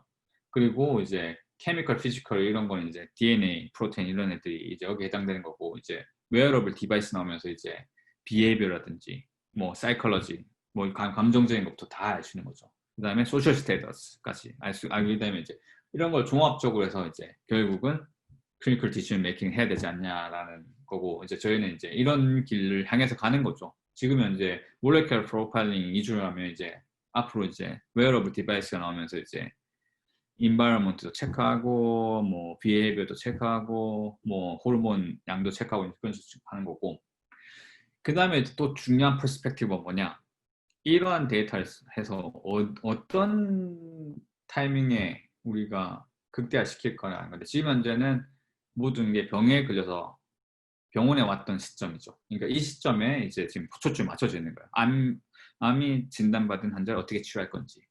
근데 이런 추세에서 좀 많이 넘어가는 게, 병이 생기기 전에 프리벤션이 제일 좋지 않냐라고 해서 이런 관심을 두기 시작했는데 이게 생각보다 쉽진 않아요. 그래서 요즘 뜨고 있는 게 이제 헬스 모니터링, 아까 말씀드렸듯이 웨어러블 디바이스 있죠. 뭐 스마트워치 같은, 애플워치 같은 스마트워치부터 하고, 그다음 한국에 보니까 강성지 대표 만든 웰트 같은 스마트 벨트 이런 게 나오면 계속 체크하는데, 제가 봤을 땐 이것보다는 더 이제 유용한 게 리퀴드 바이옵시라 그러죠. 피를 뽑으면 거의 생각보다 많은 게 있거든요. 여러분도 아실지 모르겠지만 테라노스라고 엄청난 사기극이 한 번 있었거든요. 그러니까 이 회사가 뭘 하려고 그랬냐면 피 한 번 뽑아가지고 100개가 넘는 디지즈를 하겠다고 스탠퍼드 중퇴하고 만들어서 아마 회사 창업하자마자 뭐 2빌리언 돈을 받았는데, 이게 결국 뻥으로 이제 탈론하면서 와해가 된 사건이 있었는데, 이게 뻥이었지만 많은 사람들이 투자할 만큼, 엄청나게 많은 사람들이 투자할 만큼 이게 지금 현재 바이오메디컬 제가 봤을 땐 약간 얼티메트 골인 것 같아요. 다 이쪽 방향 가고 있는 것 같아요. 왜냐하면 피에서 읽을 수 있으면 조직 검사를 하는 건 쉽지가 않거든요. 예를 들어서 제가 건강한데 브레인을 갖다가 체크해서 제 브레인의 일부를 떼낸다. 그건 솔직히 말이 안 되는 거죠. 그런데 피는 언제든 뽑을 수 있고 거기 안에 시그널이 있다는 걸 알고 있으니까, 그래서 이제 그레일 같은 회사들이 생기기 시작한 거죠. 이제 이쪽도 이제, 근데 이쪽이 진짜 AI가 많이 필요한 게, 몸에 있는 세포가 거의 10 to the 18 엄청나게 많은 셀이 있죠. 아마 이게 우주에 있는 별보다 많다 그러는데, 그런데 암이 끽해야 뭐 1cm 큐빅, 뭐 많아야 3cm, 뭐 3큐빅인데, 그러면 끽해야 뭐 4 밀리언, 뭐 2 밀리언, 그러니까 디지즈에 걸리는 셀 숫자는 뭐 2에 3 밀리언인데 전체 숫자는 10 to the 8이니까 이게 0.000000 뭐 1% 진짜 작은 거예요. 그럼 그 시간을 디텍트하기 위해서는 약간 AI 같은 이제 머신러닝 같은 게 필요하고 데이터가 엄청나게 많이 필요한 거죠. 이제 그런 데 이미 많이 들어가기 시작해서 이제 그런 쪽으로도 많이 진행될 것 같긴 해요. 이제 거기까지가 이제 제가 전반적으로 소개시켜드린 거고, 시간이 많이 지났으니까 제가 빨리 진행을 할게요. 이제 이거는 제가 이제 스탠포드에서 진행을 하는 건데, 이제 그 감을 잡으셨으니까 저는 이제 환자가 병원에 왔을 때 어떻게 해야 되는지에 초점을 두고 있어요. 환자가 이제 병원에 들어오면 의사가 이제 이 세 가지에 대해서 질문을 다 답을 해줘야 되거든요.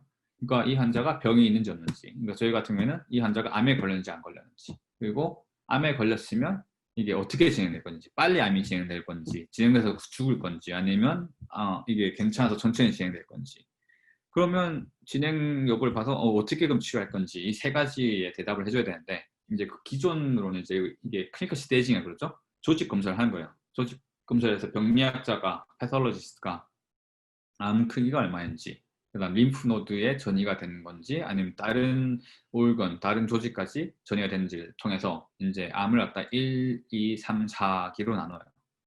1기면 이제 수술로만 끝나고 이런 식으로 이제 이걸 바탕으로, 그 다음에 이 사람이 여자인지 남자인지, 그리고 이 사람이 40대인지 60대인지 70대인지, 당연히 나이가 들면 암 치료가 생각보다 독하거든요. 그러니까 젊은 사람들이 견딜 수 있는 독한 약이랑 나이 드신 분 견딜 수 있는 독한 약의 차이가 있어요, 확실히. 그러니까 그런 거 다 고려해서 이제 치료하고, 미국 같은 경우 또 인종이 워낙 다양하잖아요. 에이시안이랑 백인이랑 흑인이랑 다 같은 식으로 반응을 할지도 모르고, 이제 그런 식으로 예전에는 치료를 해왔었는데 이제는 지노믹 프로파일링 하자는 거죠. 그런데 재밌는 게 지노믹 프로파일링 아무리 좋아도 클리니컬 스테이지보다 좋은 건 없는 것 같아요. 그러니까 지금 할 수 있는 클리니컬 스테이지 플러스 지노믹 프로파일링 해야 돼요. 예를 들어 스테이지 3인데 그 중에서 약간 예후가 달리 나타나는 사람도 있거든요. 그 예후를 갖다 지노믹 프로파일링 잡는 거지. 정말 신기한 게 지노믹 프로파일링 아무리 발전해도 클리니컬 스테이지가 없이 하는 건 좀 불가능인 것 같아요. 그러니까 클리니컬 스테이지 기존의 방식 플러스 지노믹 프로파일링 하는 게 맞는 것 같은데, 그럼 이걸 갖다 어떻게 쓸 수 있느냐를 제가 보여드릴게요. 그러면 일단 그러니까 제일 중요한 건 이제 치료법을 정하는 거잖아요. 환자마다 가장 좋은 치료법. 그럼 현재 존재하는 치료법이 이 정도 있거든요. 크게 봤을 때. 그러니까 수술이 있죠. 그러니까 예를 들어 스테이지 1 암 환자 같은 경우는 암 사이즈가 별로 크지 않아서 그냥 잘라내면 끝나요. 근데 문제는 대부분 1기 때 병원에 오는 사람이 거의 없어요. 대부분의 사람들이 아파가지고 병원 왔을 때 이미 3기 아니면 4기예요. 2기에 오면 진짜 다행이고, 요즘 1기에 이제 유방암 환자 같은 1기에 많이 오죠. 워낙 이제 메모그램부터 해서 이제 테스트기가 많이 나서 다행히 1기에 많이 오시는데, 다른 암 같은 경우에 특히 뭐 췌장암 이런 거는 워낙 그 심토미 일반 아픔과 비슷해서 보통 4기 때 온대요. 그러니까 그럼 2기나 3기 같은 경우에는 보통 케모테라피, 레디오 테라피를 많이 하죠. 방사선이랑 화학 효과를 통해서 암 사이즈를 좀 줄인 다음에 이제 수술해서 드러낸다든지, 3, 4기 가면 이제 타겟 테라피 시작하죠. 특정 몰레큘로 가지고 암 세포를 많이 죽인다든지. 그런데 그동안 이제 이 네 가지 방식이 이제 계속 써오던 건데, 근데 이 방식으로는 그동안 생각해보면 암 환자를 살릴 수가 없었어요. 그러니까 생각해보면 단지 약간 생면 영장 하는 거죠. 1기에 들어온 분들은 이제 수술하면 이제 거의 살아나시는데, 보통 한 99% 살아나요. 근데 뭐 불행하고 대부분 환자들이 2, 3, 4기에 오니까, 그러면 솔직히 살아나신 분도 있는데 그냥 약간 운이 좋은 것 같고, 제가 봤을 때 의학 플러스 약간 라이프스타일 이런 게 한 것 같고, 의학만 놓고 봤을 때는 생면 영장밖에 안 돼요. 뭐 1년 더 사시게 한다든지 뭐 5년 더 살든지 그런 거밖에 안 됐었는데, 드디어 이뮤노 테라피가 나왔죠. 면역 치료가 나오면서 약간 랜드스케이프이 되게 바뀌어요.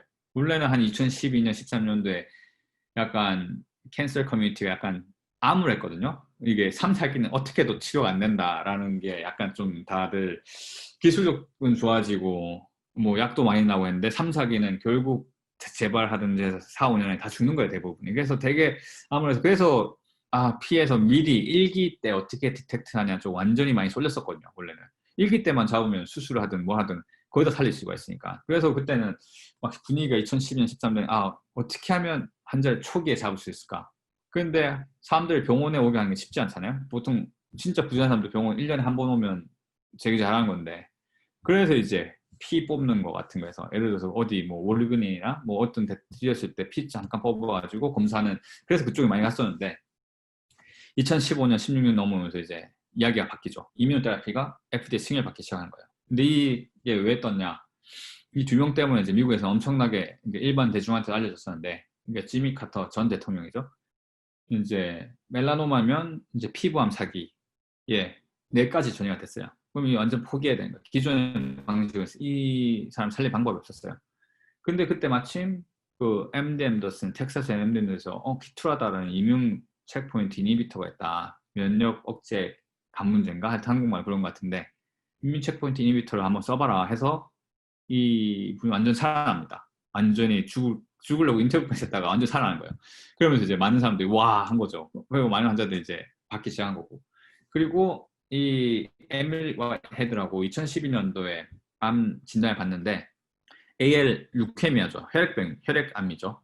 혈액암 같은 경우에 되게 어린 나이에 혈액암 걸리면 보통 케모테라피를 어린 친구들이 생각보다는 버티거든요. 그래서 보통 85% 정도의 성공률을 보여요. 물론 계속 할 수는 없죠. 근데 이 친구는 운이 없었죠. 2번이나 받았는데 15%, 15% 계속 2번에 속한 거예요. 치료를 못했어요. 그러면 아무리 어리고 그래도 데미지 엄청나게 많이 입죠. 화학 치료가 워낙 독하기 때문에. 그러면 이제 포기해야 되나 이러고 있었는데 그때 유니버시티 펜실베니아에서 그때 이제 칼티셀 임상이 있었거든요. 거기에 어떻게 소개를 받아가지고 가죠. 그러면서 면역 치료를 받고 지금 현재까지 잘 살아있습니다. 그러니까 그 당시에 6살이었으니까 8년 전이니까 지금 현재 18살인데 미국은 그때 고등학생이더라고요. 고등학생에서 이미 운동도 하고 되게 잘 살고 있고 그러니까 이런 2명 때문에 이제 엄청나게 대중적으로 알려졌는데 그리고 이제 심지어 이제 2018년 재작년에 노벨상까지 받죠. 이제 주도하신 2분의 과학자가 제임스 앨리슨이랑 다스쿠 혼조라는 일본 과학자가 2분이 이제 노벨상을 받으시고 이제 어메이징한 약인데도 불구하고 살릴 수 있죠. 보통 이제 10명 중 1명 정도 살릴 수 있는 건데 그것도 어마어마한 거예요. 그동안 뭐 거의 못 살렸다고.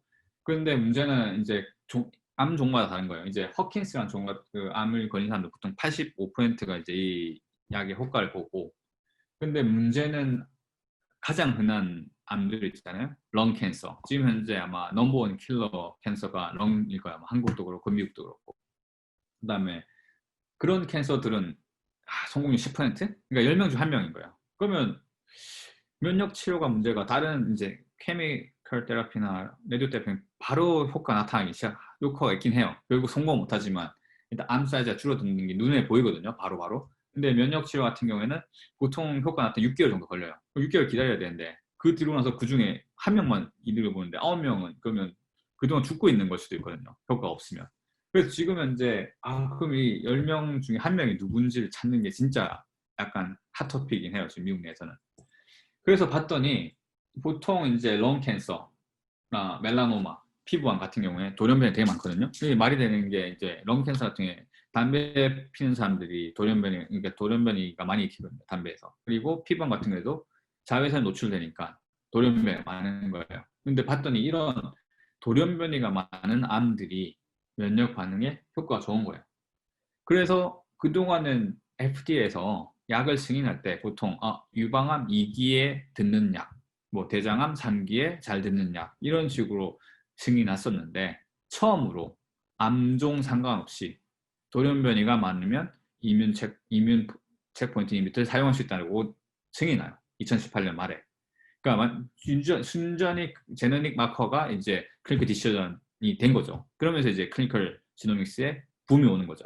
제너믹 마커 잘 찾으면 FDA 승인 받고 치료하는데 쓸 수 있겠구나가 처음 이루어진 거예요. 그런 식으로 됐는데 그러면 튜머 뮤테이션 돌연변이가 얼마나 많은 게 맞냐는 아직 약간 주관적이에요. 그러니까 1000개 있는 게 많다고 생각할 수도 있고 100개 있는 게 많다고 생각할 수도 있어요. 지금 존스 홉킨스, 하버드 이런 대학병원들에서 자기네들이 이제 뭐 컷오프를 정하겠다고 하는데 제가 봤을 때 쉽지 않은 문제고 약간 암 종별로 다를 수 있을 것 같아요. 뭐 피부암 같은 경우에 100개 이상이면 많다고 볼 수 있는데 뭐 대장 같은 경우에는 200개 이상에서 되고 뭐 그런 식으로 지금 현재 핫하게 이루어지고 있는데 그런 사람들은 이제 이뮨 체크포인트 이니비터로 치료를 받은대요.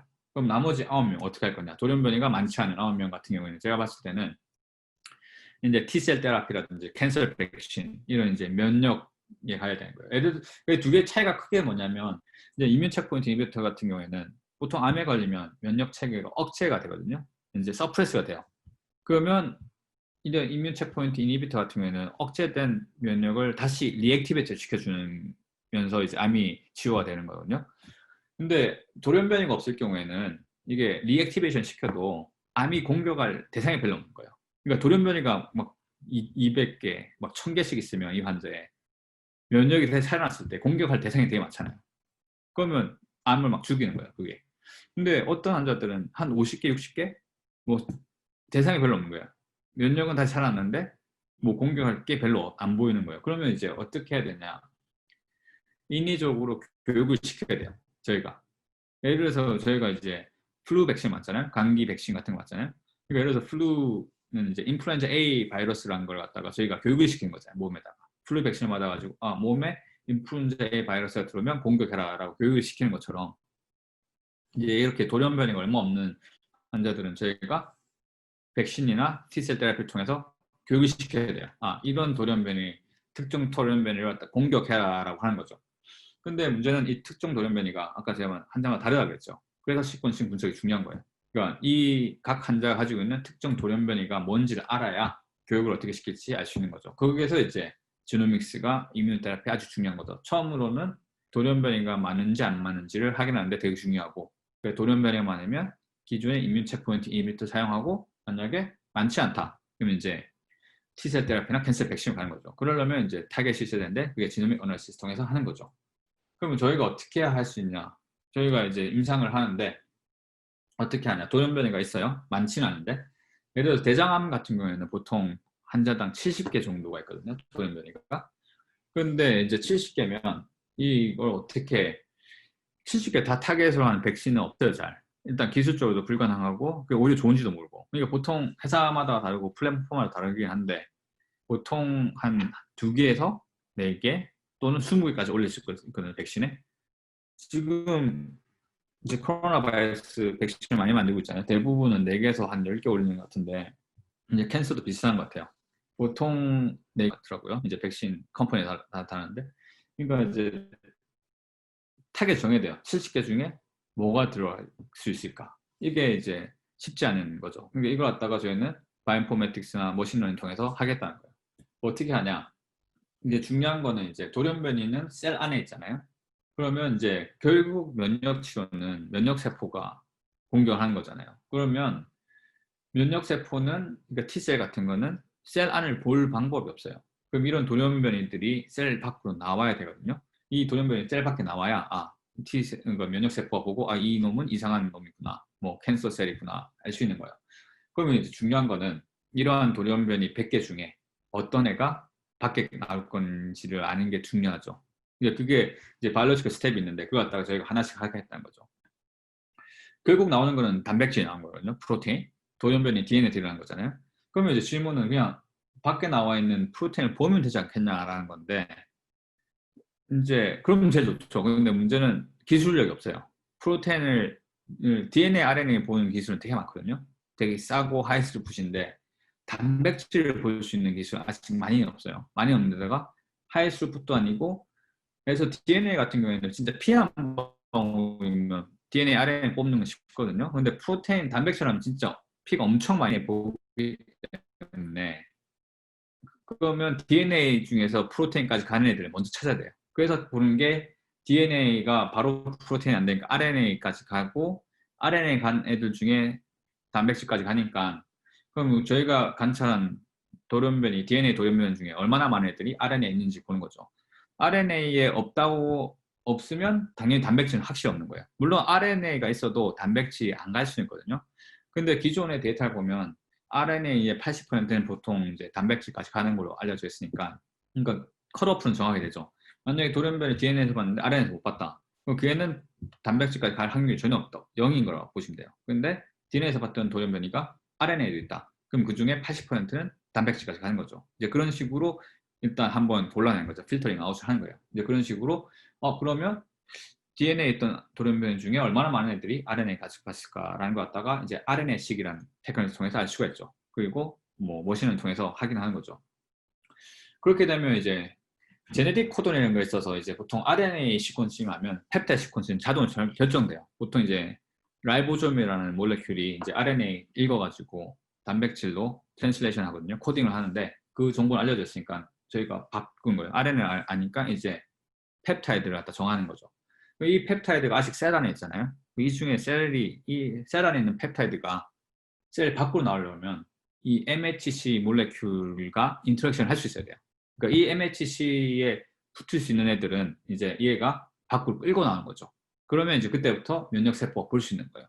그러면 이제 이 MHC라는 몰레큘이 엄청 중요한 건데 이게 MHC가 보통 이제 A, B, C 얼리력에서 총 6개가 있어요. 이게 각 사람마다 6개가 있어요. 이제 알려진 MHC 몰레큘은 현재 2,000개가 넘고 근데 다행인 게 이제 각 민족별로 뭐 국가별로 그러니까 백인한테 가장 많이 나온 HL의 타입이 정해져 있고 뭐 한국 사람한테도 많은 게 정해져 있어요. 그러니까 약간 좀 종류는 되게 다양하긴 한데 많은 사람들이 약간 좀 커먼한 MHC 몰레큘을 가지고 있거든요. 보통 이제 6개 만약에 A, B, C 모두 다 똑같은 얼리 A도 2개 똑같이 뭐 A1, A1이다 B도 B1, B1, C1, C1이면 이제 3개밖에 안 가지고 있는데 이제 보통은 다 달라요. 엄마한테 하나, 아빠한테 하나씩 받기 때문에 보통 이제 A, B, C를 2개씩 가지고 있으면 총 대부분 사람들이 6개 정도 보통 얼릴 하나 같으면 5개 정도 그러니까 진짜 뭐 가족끼리 결혼을 해서 3개가 나오지 않는다면 거의 대부분의 사람 5개, 6개 가지고 있어요. 이게 또 재밌는 게 이제 이성 간에 채취를 맡겼을 때 MHC 몰레큘이 다른 이성 간의 매력을 더 느낀다고 나오더라고요. 그러니까 A라는 남자랑 B라는 여자가 MHC 몰레큘이 똑같잖아요? 그럼 서로 땀 냄새 싫어한대요. 약간 그런 식으로. 약간 진화적으로 봤을 때 자기랑 다른 MHC 몰레큘 가진 사람을 만나게 그럼 돼 있다고 그러더라고요. 그러면 이제 대부분 사람들은 5개, 6개 가지고 있는 거예요. 근데 이걸 갖다가 예전에는 원래는 보통 한 2,000불? 미국에서는 한 2,000불 정도 되면 한 2주 안에 알려주거든요. 이 가지고 있는 게 뭔지. 근데 요즘은 RNA식 같은 건 보통 요즘 한 200불, 300불이면 돌릴 수 있거든요. 그러면 한 2, 3일 안에 나와요. 그럼 RNA식으로 이제 이 환자가 가지고 있는 MHC 몰레큘 결정이 되는 거죠. 그럼 이 1번 환자 봤더니 이 6개 MHC 몰레큘 가지고 있네? 그럼 그때부터 이제 프리딕션이 가능해지는 거예요. 어떻게 프리딕션을 하냐? 이제 그동안 이제 MHC 몰레큘이라는 게 되게 중요한 걸 아니까 실험을 계속 많이 해온 거예요, 그동안. 그래서 이제 데이터가 한 2, 30년 동안 쌓여 있는 거예요. 그러면 이제 MHC 몰레큘 중에 O1이라는 몰레큘이 하나 있는데 그러면 이제 이러한 단백질이 붙는다는 게 실험적으로 많이 쌓인 거예요. 막 한 10,000개 정도, 20,000개 정도. 그럼 이제 머신러닝 돌려보는 거예요. 보통 9개 아미노액시드로 된 펩타이드가 붙거든요. 그러면 이제 봤더니 HL에 O1에 붙는 애들은 봤더니 STL이 두 번째 포지션이 많고 Y라는 아미노액시드가 마지막에 많더라. 이런 식으로 결정이 나는 거예요. 근데 이런 데이터가 생각보다 되게 정확해요. 물론 모든 MHC 몰레큘에 대해서 프레딕션 정확하진 않지만 이제 잘 알려진 애들 있잖아요. 한 20개 정도는 되게 정확하게 프레딕션이 가능한 거죠. 그러면 이제 이런 게 있으니까 그러면 이제 저희는 알죠? 이 환자가 가지고 있는 MHC 몰레큘이 6개의 뭔지 아니까 그럼 나올 수 있는 펩타이드 중에서 얘들 붙는 걸 갖다가 프레딕션을 통해서 아는 거예요. 그럼 이 100개의 펩타이드 중에서 이 6개가 붙겠구나 하면 아는 거죠. 그럼 그걸 타겟으로 잡자는 게 저희의 목적이에요. 그런데 이제 캔서 같은 경우에는 예전에는 이제 다른 게 저희가 좀 시퀀싱을 많이 하잖아요. 예를 들어서 1번 환자가 대장암 환자가 들어왔어요. 예전에 생각할 때는 이 환자가 가지고 있는 암이 하나라고 생각했었거든요. 근데 봤더니 암이 하나가 있는 게 아니에요. 그러니까 이게 무슨 말이냐? 돌연변이가 생겨서 보통 암이 걸린다 그랬잖아요. 그러면 모든 암세포가 동일한 뮤테이션 프로파일 가지고 있어야 되는데 그게 아닌 거예요. 그러니까 암 중에 20%는 A라는 프로파일, 뮤테이션 프로파일 가지고 있고 한 또 다른 40%는 B라는 뮤테이션을 가지고 있고 다른 또 30%는 C라는 이상한 거예요. 그러니까 그래서 그렇기 때문에 이제 만약에 예를 들어서 이제 이 사람한테 헐셉틴이라는 걸 약이 듣는 생각해서 치료를 했잖아요. 근데 알고 봤더니 암 중에 60%만 헐셉틴이 발현된 거예요. 그럼 이 암 치료는 60%만 죽이고 40%를 못 죽이는 거예요. 그렇기 때문에 처음에는 효과 있는 것처럼 보이죠. 60%가 일단 죽어나가니까 주로 뭐 일단 매스가 일단 50% 이상 없어지는 거죠. 그런데 나머지 40%가 살아나기 시작하는 거예요. 보통 이제 대장암 같은 경우에 보통 4-5개 다른 서브 파퓰레이션이 존재한다 그러거든요. 그럼 보통 이제 2개가 한두 개가 제일 큰 도미넌트 클론이 있는데, 조그만 애들이 생각해보면 큰 애들한테 먹혀서 못하고 있는데 약이 이 큰 애들이 사라지게 만들잖아요. 1번, 2번, 3번을.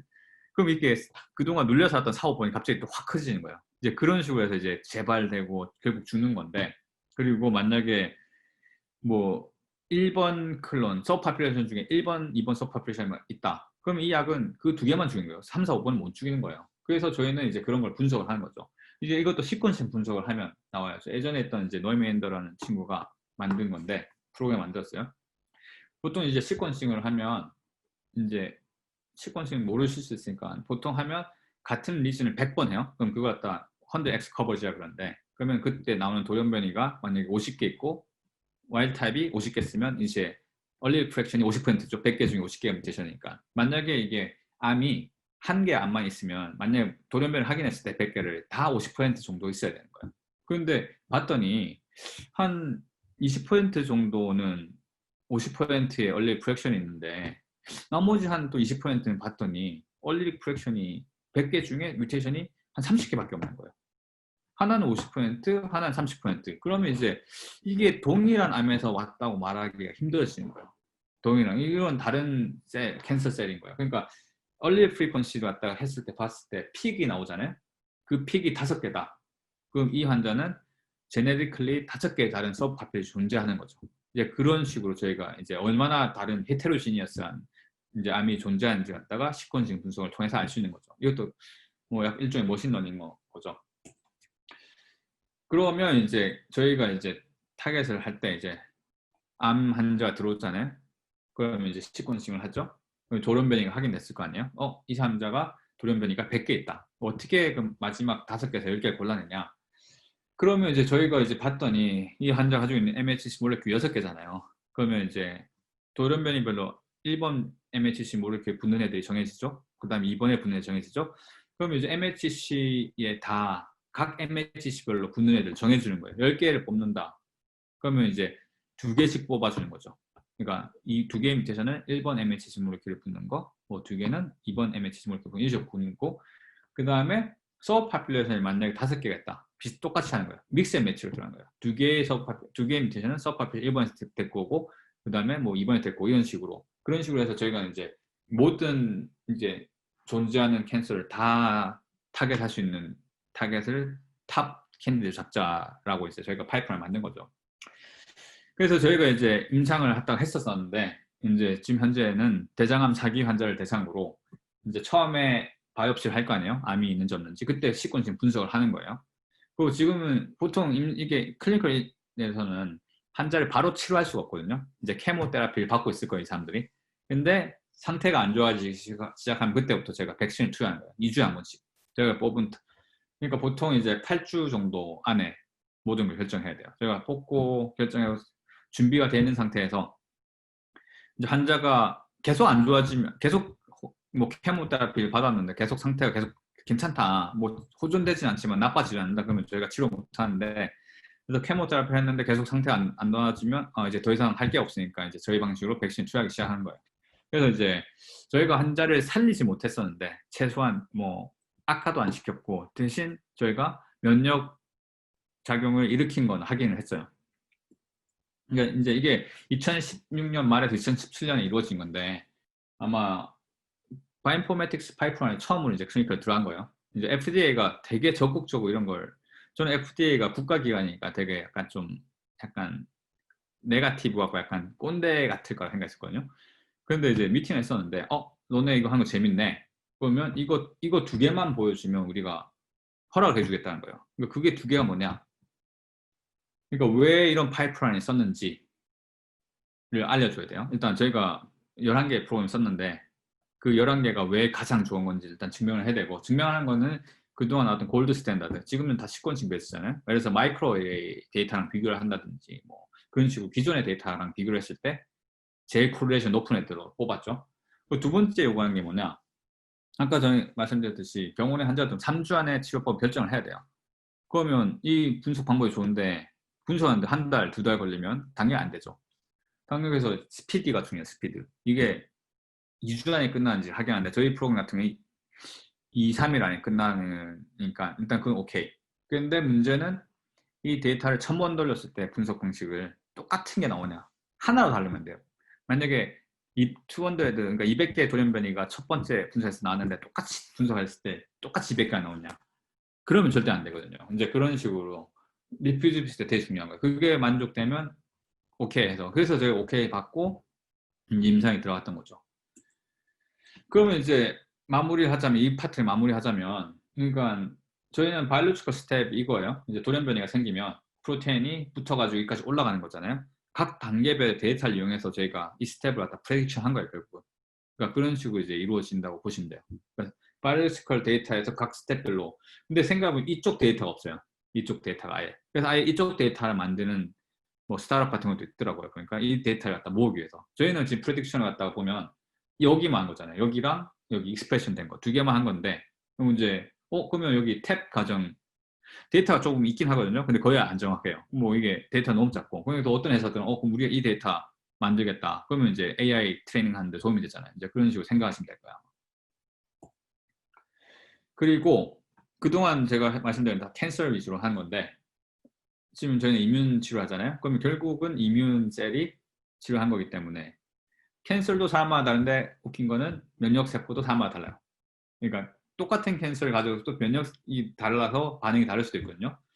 그럼 어떻게 면역세포를 할 거냐. 이제 요즘은 근데 이 면역세포가 어떤 역할을 정확히 알려지지 않았는데 지금 현재 잘 알려진 건 이제 CD8 T셀이 많으면 이제 면역치료에 효과가 많을 거다라는 건데, 이제 이런 건 익스프레션 레벨 보는 거죠.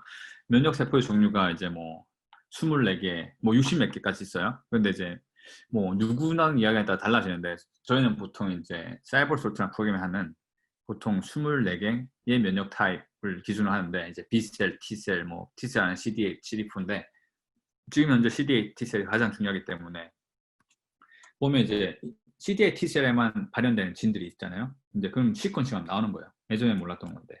그러니까 CD8 셀에만 나오는 게 있으면 어떤 1번 환자에서는 CD8 T셀에만 나오는 진들이 2%가 있고 2번 환자에서는 CD8 T셀에서 나오는 애들이 10% 있다. 그러면 당연히 2번 환자, CD8 T셀 10%는 환자가 당연히 이뮨 테라피에 효과가 좋을 거라고 생각할 수 있죠. 이제 그런 식으로 암만 돌연변이 많은 것만 체크하는 게 아니라 저희는 이제 면역세포도 체크해야 된다 해서 이제 그런 식으로 이미 연구가 진행되고 있는 중이고, 그런데 이제 싱글셀 수준에서 하는 거죠. 그동안 이제 벌크로 했는데 이게 지금은 시퀀싱 갖다가 이제 티슈에서 1cm 큐브를 떼서 그냥 다 갈아버려 와가지고 뽑아내는 거거든요. 그럼 이제 저희는 시퀀싱 같은 밀리언 셀에서 나오는 데이터를 보는 거예요. 근데 요즘은 이제 싱글셀이라 그래서 이제 셀 하나만 따로 뽑아가지고 따로 보기 시작한 거예요. 이제 면역세포에서 그게 왜 중요하냐. 면역세포 같은 경우에는 이제 T셀 리셉터라고 그래서 저희가 아까까지 여기까지 봤잖아요. 여기까지인데 이 펩타이드가 나오는 까지 저희가 프레딕션 한 거였잖아요. 원래 치료할 때. 또 중요하긴 한데 이제 더 중요한 거는 면역세포가 어떤 면역세포 이걸 인지할 수 있을까? 이 부분도 지금 AI 쪽으로 엄청나게 많이 나오고 있어요. 데이터가 요즘 쌓이고 있기 때문에. 그러면 이제 사람마다 가지고 있는 TCR도 다 다르고 그런데 어떤 TCR이 얘를 인식하냐가 관건인데, 사람 몸에 있는 T셀이 다 유니크한 TCR 이 시퀀스 가지고 있는 거예요. 그러니까 싱글셀 레벨에서 이걸 갖다 그냥 한꺼번에 보면 되게 헷갈리는 거예요. 어디서 나온지 알 수가 없어서. 그럼 이 셀이 왜 중요하냐? 예를 들어서 면역세포가 다 많잖아요. 보통 대부분의 TCR 시퀀싱이 몸에 한두 개만 존재한다고 보시면 돼요. 근데 어떤 면역세포가 엔티젠을 만나잖아요. 그럼 이 애를 공격해서 클로너 익스펜션이 이루어지는 거예요. 그러면 T셀 딱 시퀀싱 봤을 때 대부분 한 번, 두 번밖에 안 나오는데 같은 T셀 리셉터 시퀀싱이 뭐 100번 나왔다, 10,000번 나왔다. 그러면 그 T셀은 뭔가 병균을 보고 증폭이 된 상태인 거예요. 그러니까 예를 들어서 인플루엔자에 감염된 사람들은 그걸 인식한 TCR 시퀀싱이 훨씬 많은 거예요. 대부분에 비해서. 그러니까 그런 식으로 체크를 할 수 있는 거죠. 이걸 어떻게 쓸 수 있냐? 예를 들어 제가 면역 치료를 하고 있잖아요. 지금 현재 면역 치료를 하고 있는데 아까 말씀드렸듯이 면역 치료의 효과는 6개월 뒤에 나타난다 그랬는데 어떻게 실시간 체크할 수 있냐? 그러면 저희가 치료한 다음에 TCR 체킹을 하면 돼요. 예를 들어서 이뮨 트리트먼트 저희 2주마다 한 번씩 한다고 그랬잖아요. 4번. 그러면 이뮨 치료한 다음에 그때마다 TCR 시퀀싱을 하면 만약에 저희가 하는 이뮤노테라피가 효과가 있으면 가장 많이 나온 TCR 시퀀싱이 각 타임 포인트마다 똑같은 게 나와야 돼요. 예를 들어서 1번 TCR이 첫 번째에서 제일 많이 나왔는데 두 번째 봤더니 뭐 10번 TCR이 제일 많이 나왔다. 이게 약간 랜덤한 거예요. 만약에 저희가 넣어준 반응에 그 면역 치료에 반응을 하고 있다면 1번 만약에 TCR 시퀀싱이 제일 많이 나왔잖아요. 이 타임 포인트에. 그럼 2주 뒤에도 그게 제일 많이 나와야 돼요. 그래야지 똑같은 면역 세포가 똑같은 타겟으로 계속 하고 있다는 게 확인이 되기 때문에 이제 그런 식으로 저는 이제 싱글셀을 이용해서 이제 면역 모니터링을 한 거죠. 뭐 이걸 갖다 더 증가시 이런 걸 갖다 뭐 코비드 해볼 수 있죠. 데이터만 있으면 코비드에 뭐 인식하는 TCR 시퀀싱 알려져 있다 치면 돌려보면 그 TCR 시퀀싱이 되게 많이 나온 사람들은 이미 코비드에 공격하는 T셀 세포가 많이 생성이 된 거죠. 그 사만에서 이제 그런 식으로 이용하는 수가 있습니다. 근데 이제 시퀀싱의 문제는 이제 로케이션이 안 나는 거죠. 빨리 끝내. 그 마지막에 이미지 분석하는 건데 저희는 이제 시퀀싱 분석이 안 나오는데 이거 갖다가 이미지 분석하면 이제 되기 시작하죠. 이제 저희는 이제 이미지를 갖다 분석해가지고 이제 이런 과정인데 이게 아직 퍼블리시가 된 데이터 안에서 공개를 살짝만 해드리면 이제 저희가 트레이닝을 한 거예요. 이 세포 모양이나 이제 앞에서 말씀드린 AI가 뭘 가지고 하는지 모르지만 저희가 그냥 데이터셋 만드는 거예요. 이 세포는 튜머 세포, 이 세포는 면역 세포, 이 세포는 노멀 세포. 그러면 이제 이미지 데이터가 많지 않다 그랬잖아요. 근데 이미지에 나와 있는 픽셀 수가 어마어마해요. 그러니까 30개 이미지만 해도 데이터 포인트 30개 이미지면 데이터가 많지 않은 것 같잖아요. 근데 그 안에 셀들이 되게 많이 있잖아요.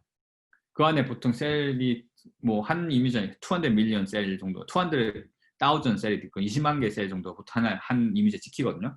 그 20만 개 셀이 다 데이터 포인트인 거죠. 30개면 20만 곱하기 30이니까 거의 6 밀리언 데이터 포인트가 생기는 효과죠. 그러면 이제 저희가 이미 오노테이션 해놨으니까 이 셀들은 캔서 셀이다. 그러면 AI가 막 찾아낸 거예요. 이런 특성 가지고 캔서 셀인 거 알 수 있다. 이뮨 셀인 거 알 수 있다. 그러면 이제 좋은 게 분석했을 때 캔서 셀이랑 이뮨 셀 위치가 나오는 거예요.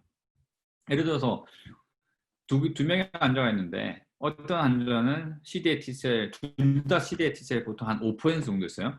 그때 어떤 환자는 그 이뮨셀들이 다 캔서 밖에 있는 경우도 있어요. 이제 캔서들이 이뮨셀이 못 들어오게 막는 경우도 많거든요. 파이브로블라스트 같은 거 이용해서 면역세포 못 들어오게 자기를 지키기 위해서.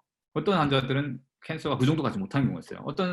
그래서 둘 다 면역세포는 한 5% 가지고 있는데 어떤 환자는 면역세포가 캔서 세포 사이에 막 들어가 있는 환자가 있을 수도 있고 어떤 환자들은 면역세포 전부 다 캔서 밖에 둘러싸이고 있는 거예요. 들어가지 못하고. 그러면 당연히 면역세포가 캔서 사이에 섞여 있는 환자가 효과를 보겠죠. 그런 거는 이제 이런 이미지 분석을 통해서 알 수 있는 거죠. 이제 그런 식으로 이제 저희는 이제 컨볼루션 뉴런 네트워크를 이용해서 이제 모델링 했고 생각보다는 정확하게 나와요. 한 70% 정도. 물론 95%, 100% 나오면 좋지만 현재 75%까지 성공을 했었고 조만간 이제 논문으로 발표할 예정입니다.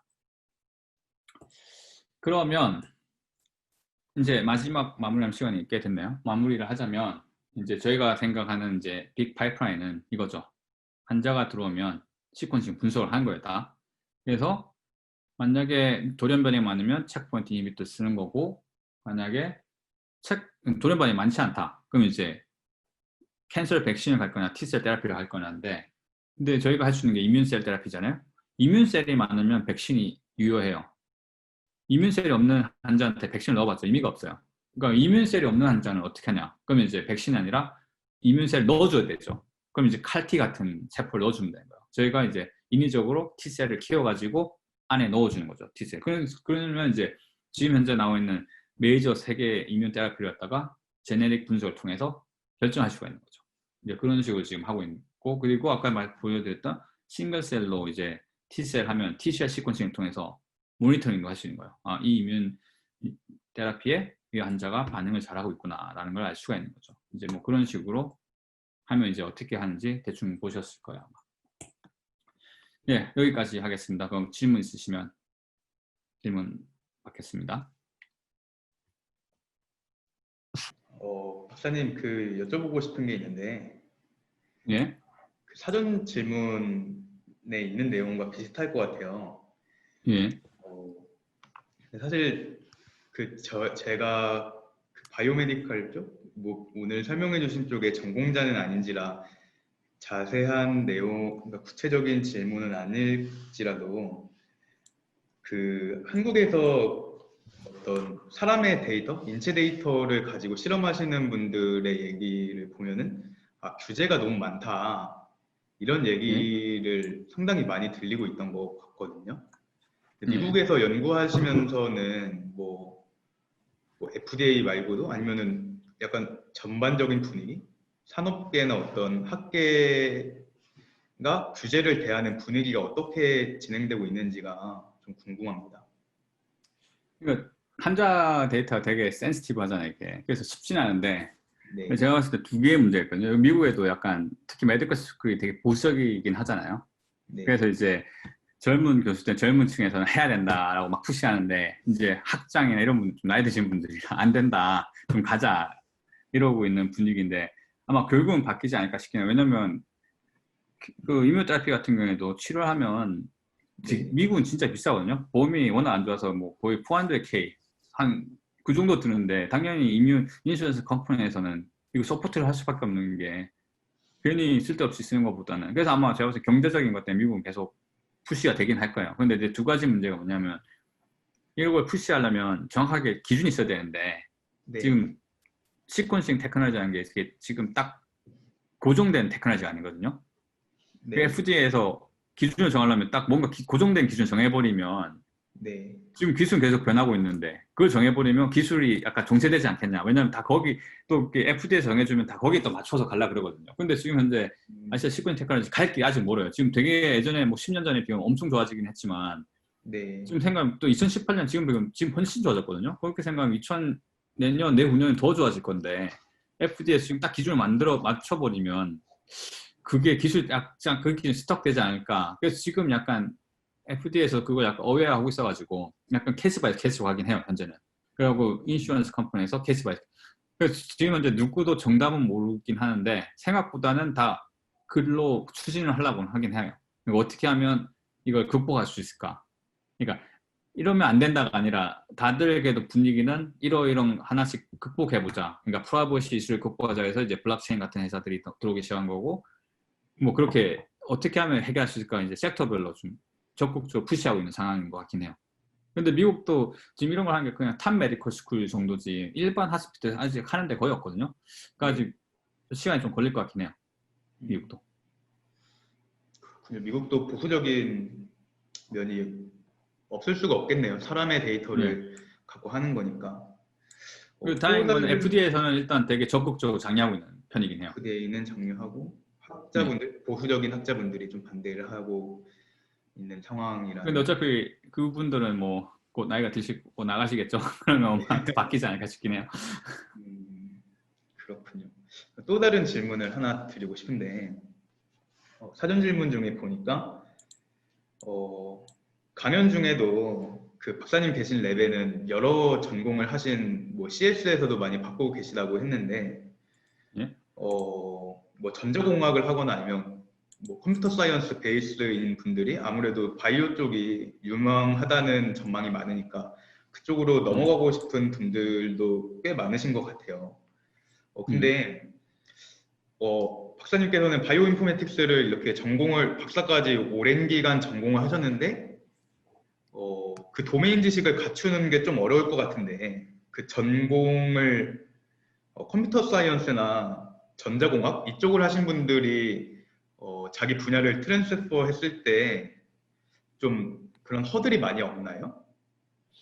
그럼 미국 같은 경우에 이제 워낙 바이오 쪽이 뜨다 보니까 CS 학생도 보통 바이오 수업을 한두 개씩 듣기 시작하더라고요. 아까 저 강연 중에서 말씀드렸었는데 2012년에 인턴 구하는 거랑 지금 구하는 거 완전 다르거든요. 그러니까 CS 애들도 이미 바이오 쪽 수업을 한두 개 듣고 있더라고요. 그러니까 이게 근데 많이 알 필요는 없어요 또. 네, 왜냐면 어차피 오잖아요. 그럼 다시 다 교육을 하게 되면 배우려고 하는 자세만 있으면 중요한 것 같아요. 왜냐면 바이오 쪽도 워낙 분야가 다양하고 저도 제네틱스를 넘어간 순간 아는 게 별로 없거든요. 스트럭처 쪽은 아예 아무것도 모르고 뭐 음, 케미스트리 거의 모르고 저도 이제 약간 지노믹 분석만 하니까 와서 네. 배울 생각만 있으면 괜찮은 것 같아요. 약간.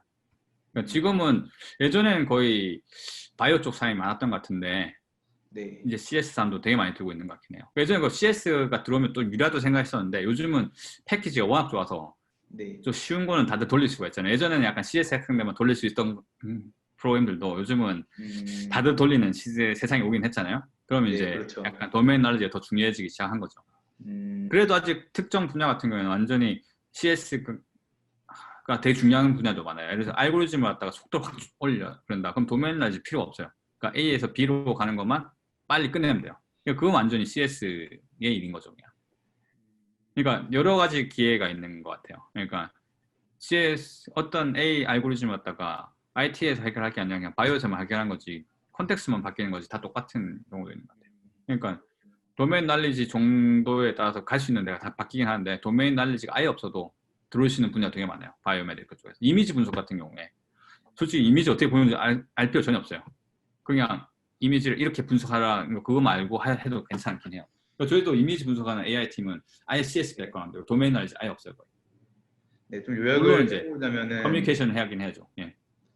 어, 물론 뭐 도메인 날리지야 많이 알면 알수록 좋겠지만, 음, 그래도 기본적으로 이렇게 수업을 듣고 그쪽 랩으로 진입하는 추세고, 그리고 어떤 알고리즘이나 분석 방법론을 더 잘 아는 경우에도 그 해당하는 연구에 기여할 수 있는 부분이 있다. 이 정도로 그렇죠. 예. 요약하면은 좋겠네요.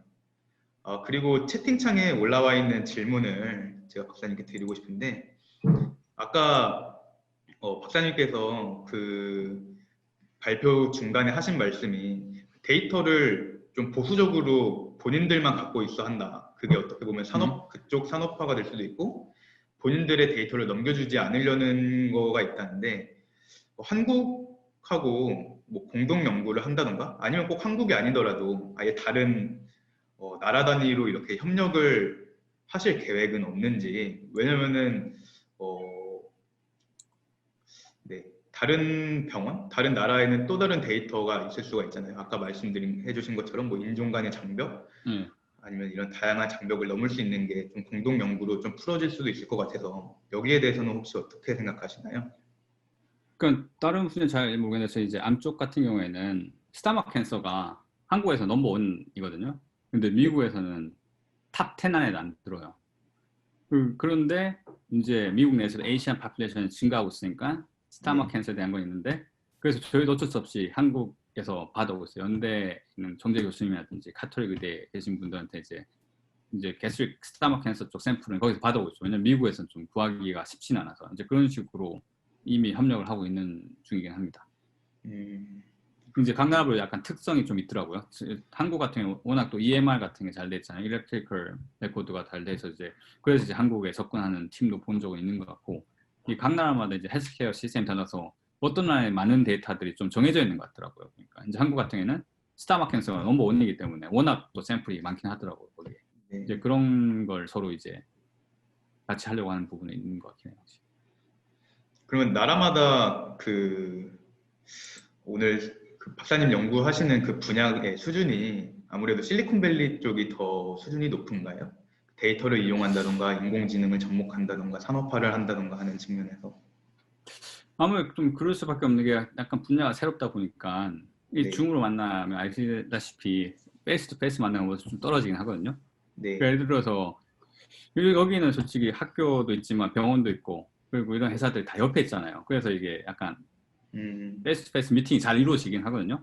아, 다른 데에 비해서. 그러면 이제 네, 보통 물론 이제 컨퍼런스 만나가지고 이제 컨퍼런스 콜로 미팅이 진행되고 있는 경우도 있지만 확률적으로 봤을 때 이게 서로 직접 만나서 하는 경우가 훨씬 끝까지 가는 경우가 더 많더라고요. 근데 그런 식으로 봤을 때 여기가 좀 더 다른 동네보다 프로젝트가 네. 많이 완성이 되는 것 같아요. 그래서 좀 아무래도 앞서 나가는 것 같기도 하고. 네. 약간 말씀하신 순전히 것처럼 지리적 이유 때문에 그런 것 같아요. 지리적 이유 때문에. 실리콘밸리 쪽에 아까 말씀하신 것처럼 기업도 대부분 몰려 있고 IT 기업들이 많이 몰려 있고 뭐 좋은 학교도 많고 그러다 보니까 더 발전을 많이 해왔던 것 같네요. 그래서 만나서 계속 같이 이야기하면서 진행되는 거 좀 많은 것 같긴 해요. 이게 솔직히 뭐 저쪽에 동부에도 좋은 학교 많고 병원 많잖아요. 그래서 네, 컨퍼런스 통해서 만나는 경우도 종종 있거든요. 근데 네. 이게 콜 하다 보면 한 네. 미팅이 진행되고 한 달, 두 달 정도 되면 약간 좀 흐지부지 되는 경우가 많은 것 같긴 해요. 약간. 뭐 그렇군요. 아닌 경우도 있어요. 있긴 한데 확률적으로 봤을 때 그런 것 같아요. 대체로. 이번에는 좀 다른 질문을 드리고 싶은데,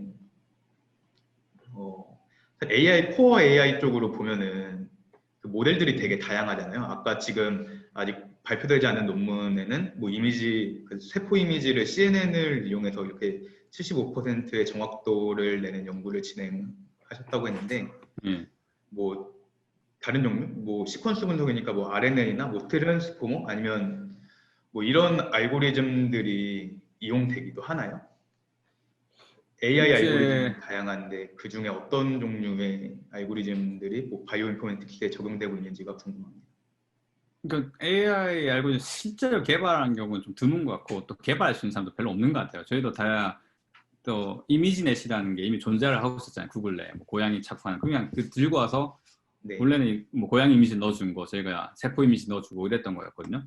네, 그런데 그러니까 약간 창의성이 좀 필요한 것 같아요. 그러니까 전혀 생각지 못한 이미지를 누가 들고 쓸 수도 있는 거고 대신 이게 맞는지 안 맞는지는 도메인을 확인을 하긴 해야 되는데 네, 그런 식으로 이제 모든 AI가 다 들어올 수 있는 것 같긴 해요. 약간 음, 뉴럴 네트워크가 다른 데도 많이 그러니까 이거는 뭘 넣어주고 뭘 잃냐의 차이잖아요. 네, 그래서 아까 소개시했던 인시트로나 이제 그리스톤 같은 데는 AI 넣어줄 데이터를 만드는 거죠. 저희는 이제 이미지, 셀 세포 이미지를 넣어서 줘서 한 거고 그쪽은 이제 몰레큘러 데이터를 넣어주겠죠. 그러니까 그런 식으로 하는 것 같아요. 근데 컨볼루션 뉴럴 네트워크를 지금 제일 많이 쓰고 있는 것 같긴 해요. 현재. 음, 그러면은 어, 혹시 박사님께서 이제 강연을 이제 저희가 랩업하려고 하는데 마무리하려고 하는데 박사님께서 혹시 뭐 마지막으로 이렇게 강연을 마치기 전에 하시고 싶으신 말씀이 있으신지 잠시만요. 제가 뭐 예, 어, 그 전에 질문이 하나 더 들어와서 이거를 하나 더 예, 하고 박사님 알겠습니다. 마무리하고 오늘 강연을 마치는 걸로 할게요. 네. 이동우님께서 보내주셨는데 데이터 사이언스에 대한 공부는 석사 때만 하신 건지 전공의 메인을 바이오로 하고 데이터 아니면은 컴퓨터 사이언스를 배우는 것 반대로 하는 것의 차이? 그러니까 본인의 도메인 날리지가 어떤 것에 중점을 두는지에 대해 좀 질문을 해주신 것 같은데, 어, 그래서 이 분야에 가장 재밌다고 할 수도 있고 힘든다고도 할 수 있는 게 뭐냐면 제가 2년 전에 쓰던 프로그램 중에 지금 쓰고 있는 프로그램 거의 없어요. 그 말인즉슨 아, 제가 2년 뒤에 쓰고 있는 프로그램 그러니까 계속 배워야 되는 게 중요한 것 네, 같아요. 근데 좋은 점 뭐냐? 제가 지금은 잘 못하고 있지만 좋은 네, 프로그램 잘 찾아가지고 뭐 나중에 진짜 잘할 수도 있고 안 네, 좋은 건 뭐냐? 제가 잘하고 있어도 누가 더 좋은 거 찾아서 그렇죠. 저가 밀려날 수도 있는 거고. 그러니까 저는 근데 그게 재밌으면 하는 것 같아요. 그러니까 계속 새로운 걸 배우고 할 수 있으면 그러니까 이게 CS가 됐든 뭐 바이올로지가 됐든 제가 봤을 때 저도 계속 지금 프로그램 계속 배우고 있거든요. 주로 쓰는 게 네, 파이썬이 R 쓰긴 하는데 요즘 뭐 줄리아 같은 것도 나오고 있고 뭐 계속 배우는 게 중요한 것 같아요. 그러니까 음, CS는 컴퓨터 배우는 게 어느 정도 쉽겠죠. 네, 저 같은 건 이제 바이오로지 배우는 게 쉽게 서로 이제 장단점이 있기 때문에 그러니까 중요한 거는 와서 계속 배워야 되는 게 중요한 것 같아요. 왜냐하면 테크놀로지가 계속 바뀌기 때문에 테크놀로지가 바뀌면 들어온 인풋 데이터가 바뀌고 제가 한 네, 2년 정도 전에만 해도 제가 걱정을 많이 했었거든요. 이게 데이터가 타입이 픽스되면 제 잡이 없어지지 않을까. 왜냐면 엑셀 같은 프로그램이 나와버리면 엑셀은 누구나 다 돌릴 수 있는 거잖아요. 네, 그런 식으로 만약에 시퀀싱 데이터 포메이션 다 정해지면 뭐 그냥 클릭 한 번 하면 다 나오는 세상이 금방올 거라 생각했었는데 시퀀싱 테크놀로지 계속 바뀌면 인풋 데이터 타입도 계속 바뀌고 그러니까 10x 지노믹스라는 싱글셀 플랫폼이 나오면서 기존의 분석 방식은 하나도 안 돼요. 아예 다 새로 개발을 했어야 되거든요. 그래서 뉴욕 지놈 센터에서는 뭐 슈렉 같은 프로그램도 다시 뜨기 시작하고 그러면 또 2년 뒤에 어떤 테크놀로지가 나와가지고 어떤 데이터가 나올지 모르기 때문에 중요한 거는 계속 배우는 걸 재밌어 하시는 분들이 들어오면 되게 좋을 것 같긴 해요. 네. 그러면 그 파이프라인을 다 직접 구축하시는 건가요? 데이터를 뭐 저장하고 어떻게 핸들링하고 이런 거를 이제 그 본인이 직접. 부분은 이제 제가 직접 하기도 힘들고 그 파이프라인을 오토메이션 시키면 완전 또 IT 잡이거든요. 그러니까 저희 IT만 하시는 분이 있어요. 그러니까 생물 안 하고요. 제가 다 돌려놨으면 아 이거 파이프라인 만들어줘 하면 이제 그분은 이제 빅파이브라는 이제 스낵 메이커 같은 거 써가지고 네. 똑같은 걸 똑같이 돌리게 하는 그 또 IT만 하는 분들이 또 계세요. 약간 이거 완전 이건 약간 제가 봤을 때는 약간 종합 팀워크예요. 이제 혼자 하는 건 불가능하고 무조건 팀워크로 가야 되는 게 중요한 것 같아요. 그러니까 이 팀을 어떻게 잘 만드냐도 중요하고, 그러니까 도메인 날리지가 많으면 좋을 수 있는 게, 뭐 생물학을 잘 몰라도 조금 아는 게, 뭐 화학을 잘 몰라도 조금 아는 게 이게 팀이 어쩔 수 없이 여러 분야 사람들이 들어와서 구성될 수밖에 없거든요. 그런 사람들이랑 이야기하려면 그쪽 조금이라도 아는 게 좋은 것 같아요. 아, 저 그쪽을 아예 모른다. 처음에 바이올로지스랑 CS랑 만났을 때 진짜 대화가 안 됐거든요. 왜냐면 랭귀지도 너무 다르고 확률이랑 컨셉도 CS 생각 확률이랑 바이오 생각 확률 완전 다르거든요. 네. 이제 그런 거 서로 좀 대화가 되려면 조금씩 아는 건 되게 중요한 것 같아요. 물론 자기 특정 분야가 하나 있고 저 같은 경우는 이제 바이오 쪽에서 지노믹스가 제 이제 스페셜티고 거기서 이제 컴퓨터 좀 할 줄 아는 거죠. 그러니까 CS면 좀 반대가 되겠죠. 예를 들어서 뭐 인덱 메모리 핸들링 진짜 잘하는데 뭐 바이오 날리지 좀 있다든지 뭐 데이터 스트럭처 되게 잘하는데 바이오 날리지 좀 그런 식으로 자기 걸 특화시키는 게 중요한 것 같아요. 네. 말씀해 주신 것처럼 자기가 전문적으로 해야 되는 분야 강점이 있으면서도 아무래도 팀이 커질 수밖에 없잖아요. 빅데이터를 다루다 보면은. 그러다 보니까 네, 상대방의 영역도 이해하는 게 이렇게 좋은 팀을 만들어가는데 정말 중요한 것 같습니다. 그러면은 혼자 할 수 있는 일은 없는 것 같아요. 다 팀워크인 것 같아요, 요즘. 네, 맞습니다. 박사님 혹시 마지막으로 이렇게 그 마무리하시고 싶은 말씀이 있으신지? 뭐 제가 그냥 뭐 제가 하고 있어서 그럴 수도 모르겠지만 이 분야는 진짜 워낙 기회도 많고 이러니까 관심 가지고 들어오시면 아마 좋은 기회가 되게 많을 거예요. 아마. 네, 예, 감사합니다, 박사님. 네, 그러면은 오늘 이호준 박사님 AI와 어떤 메디컬 쪽에 대해서 말씀을 해주셨는데 오늘 강연 여기서 마무리하고 내일 또 성철님의 마지막 날 강연이 있으니까 예, 내일까지 참여하시는 분들도 네, 오늘처럼 9시 반에 부터 입장 시작하도록 하겠습니다. 예, 이상으로 마치겠습니다. 감사합니다. 고맙습니다.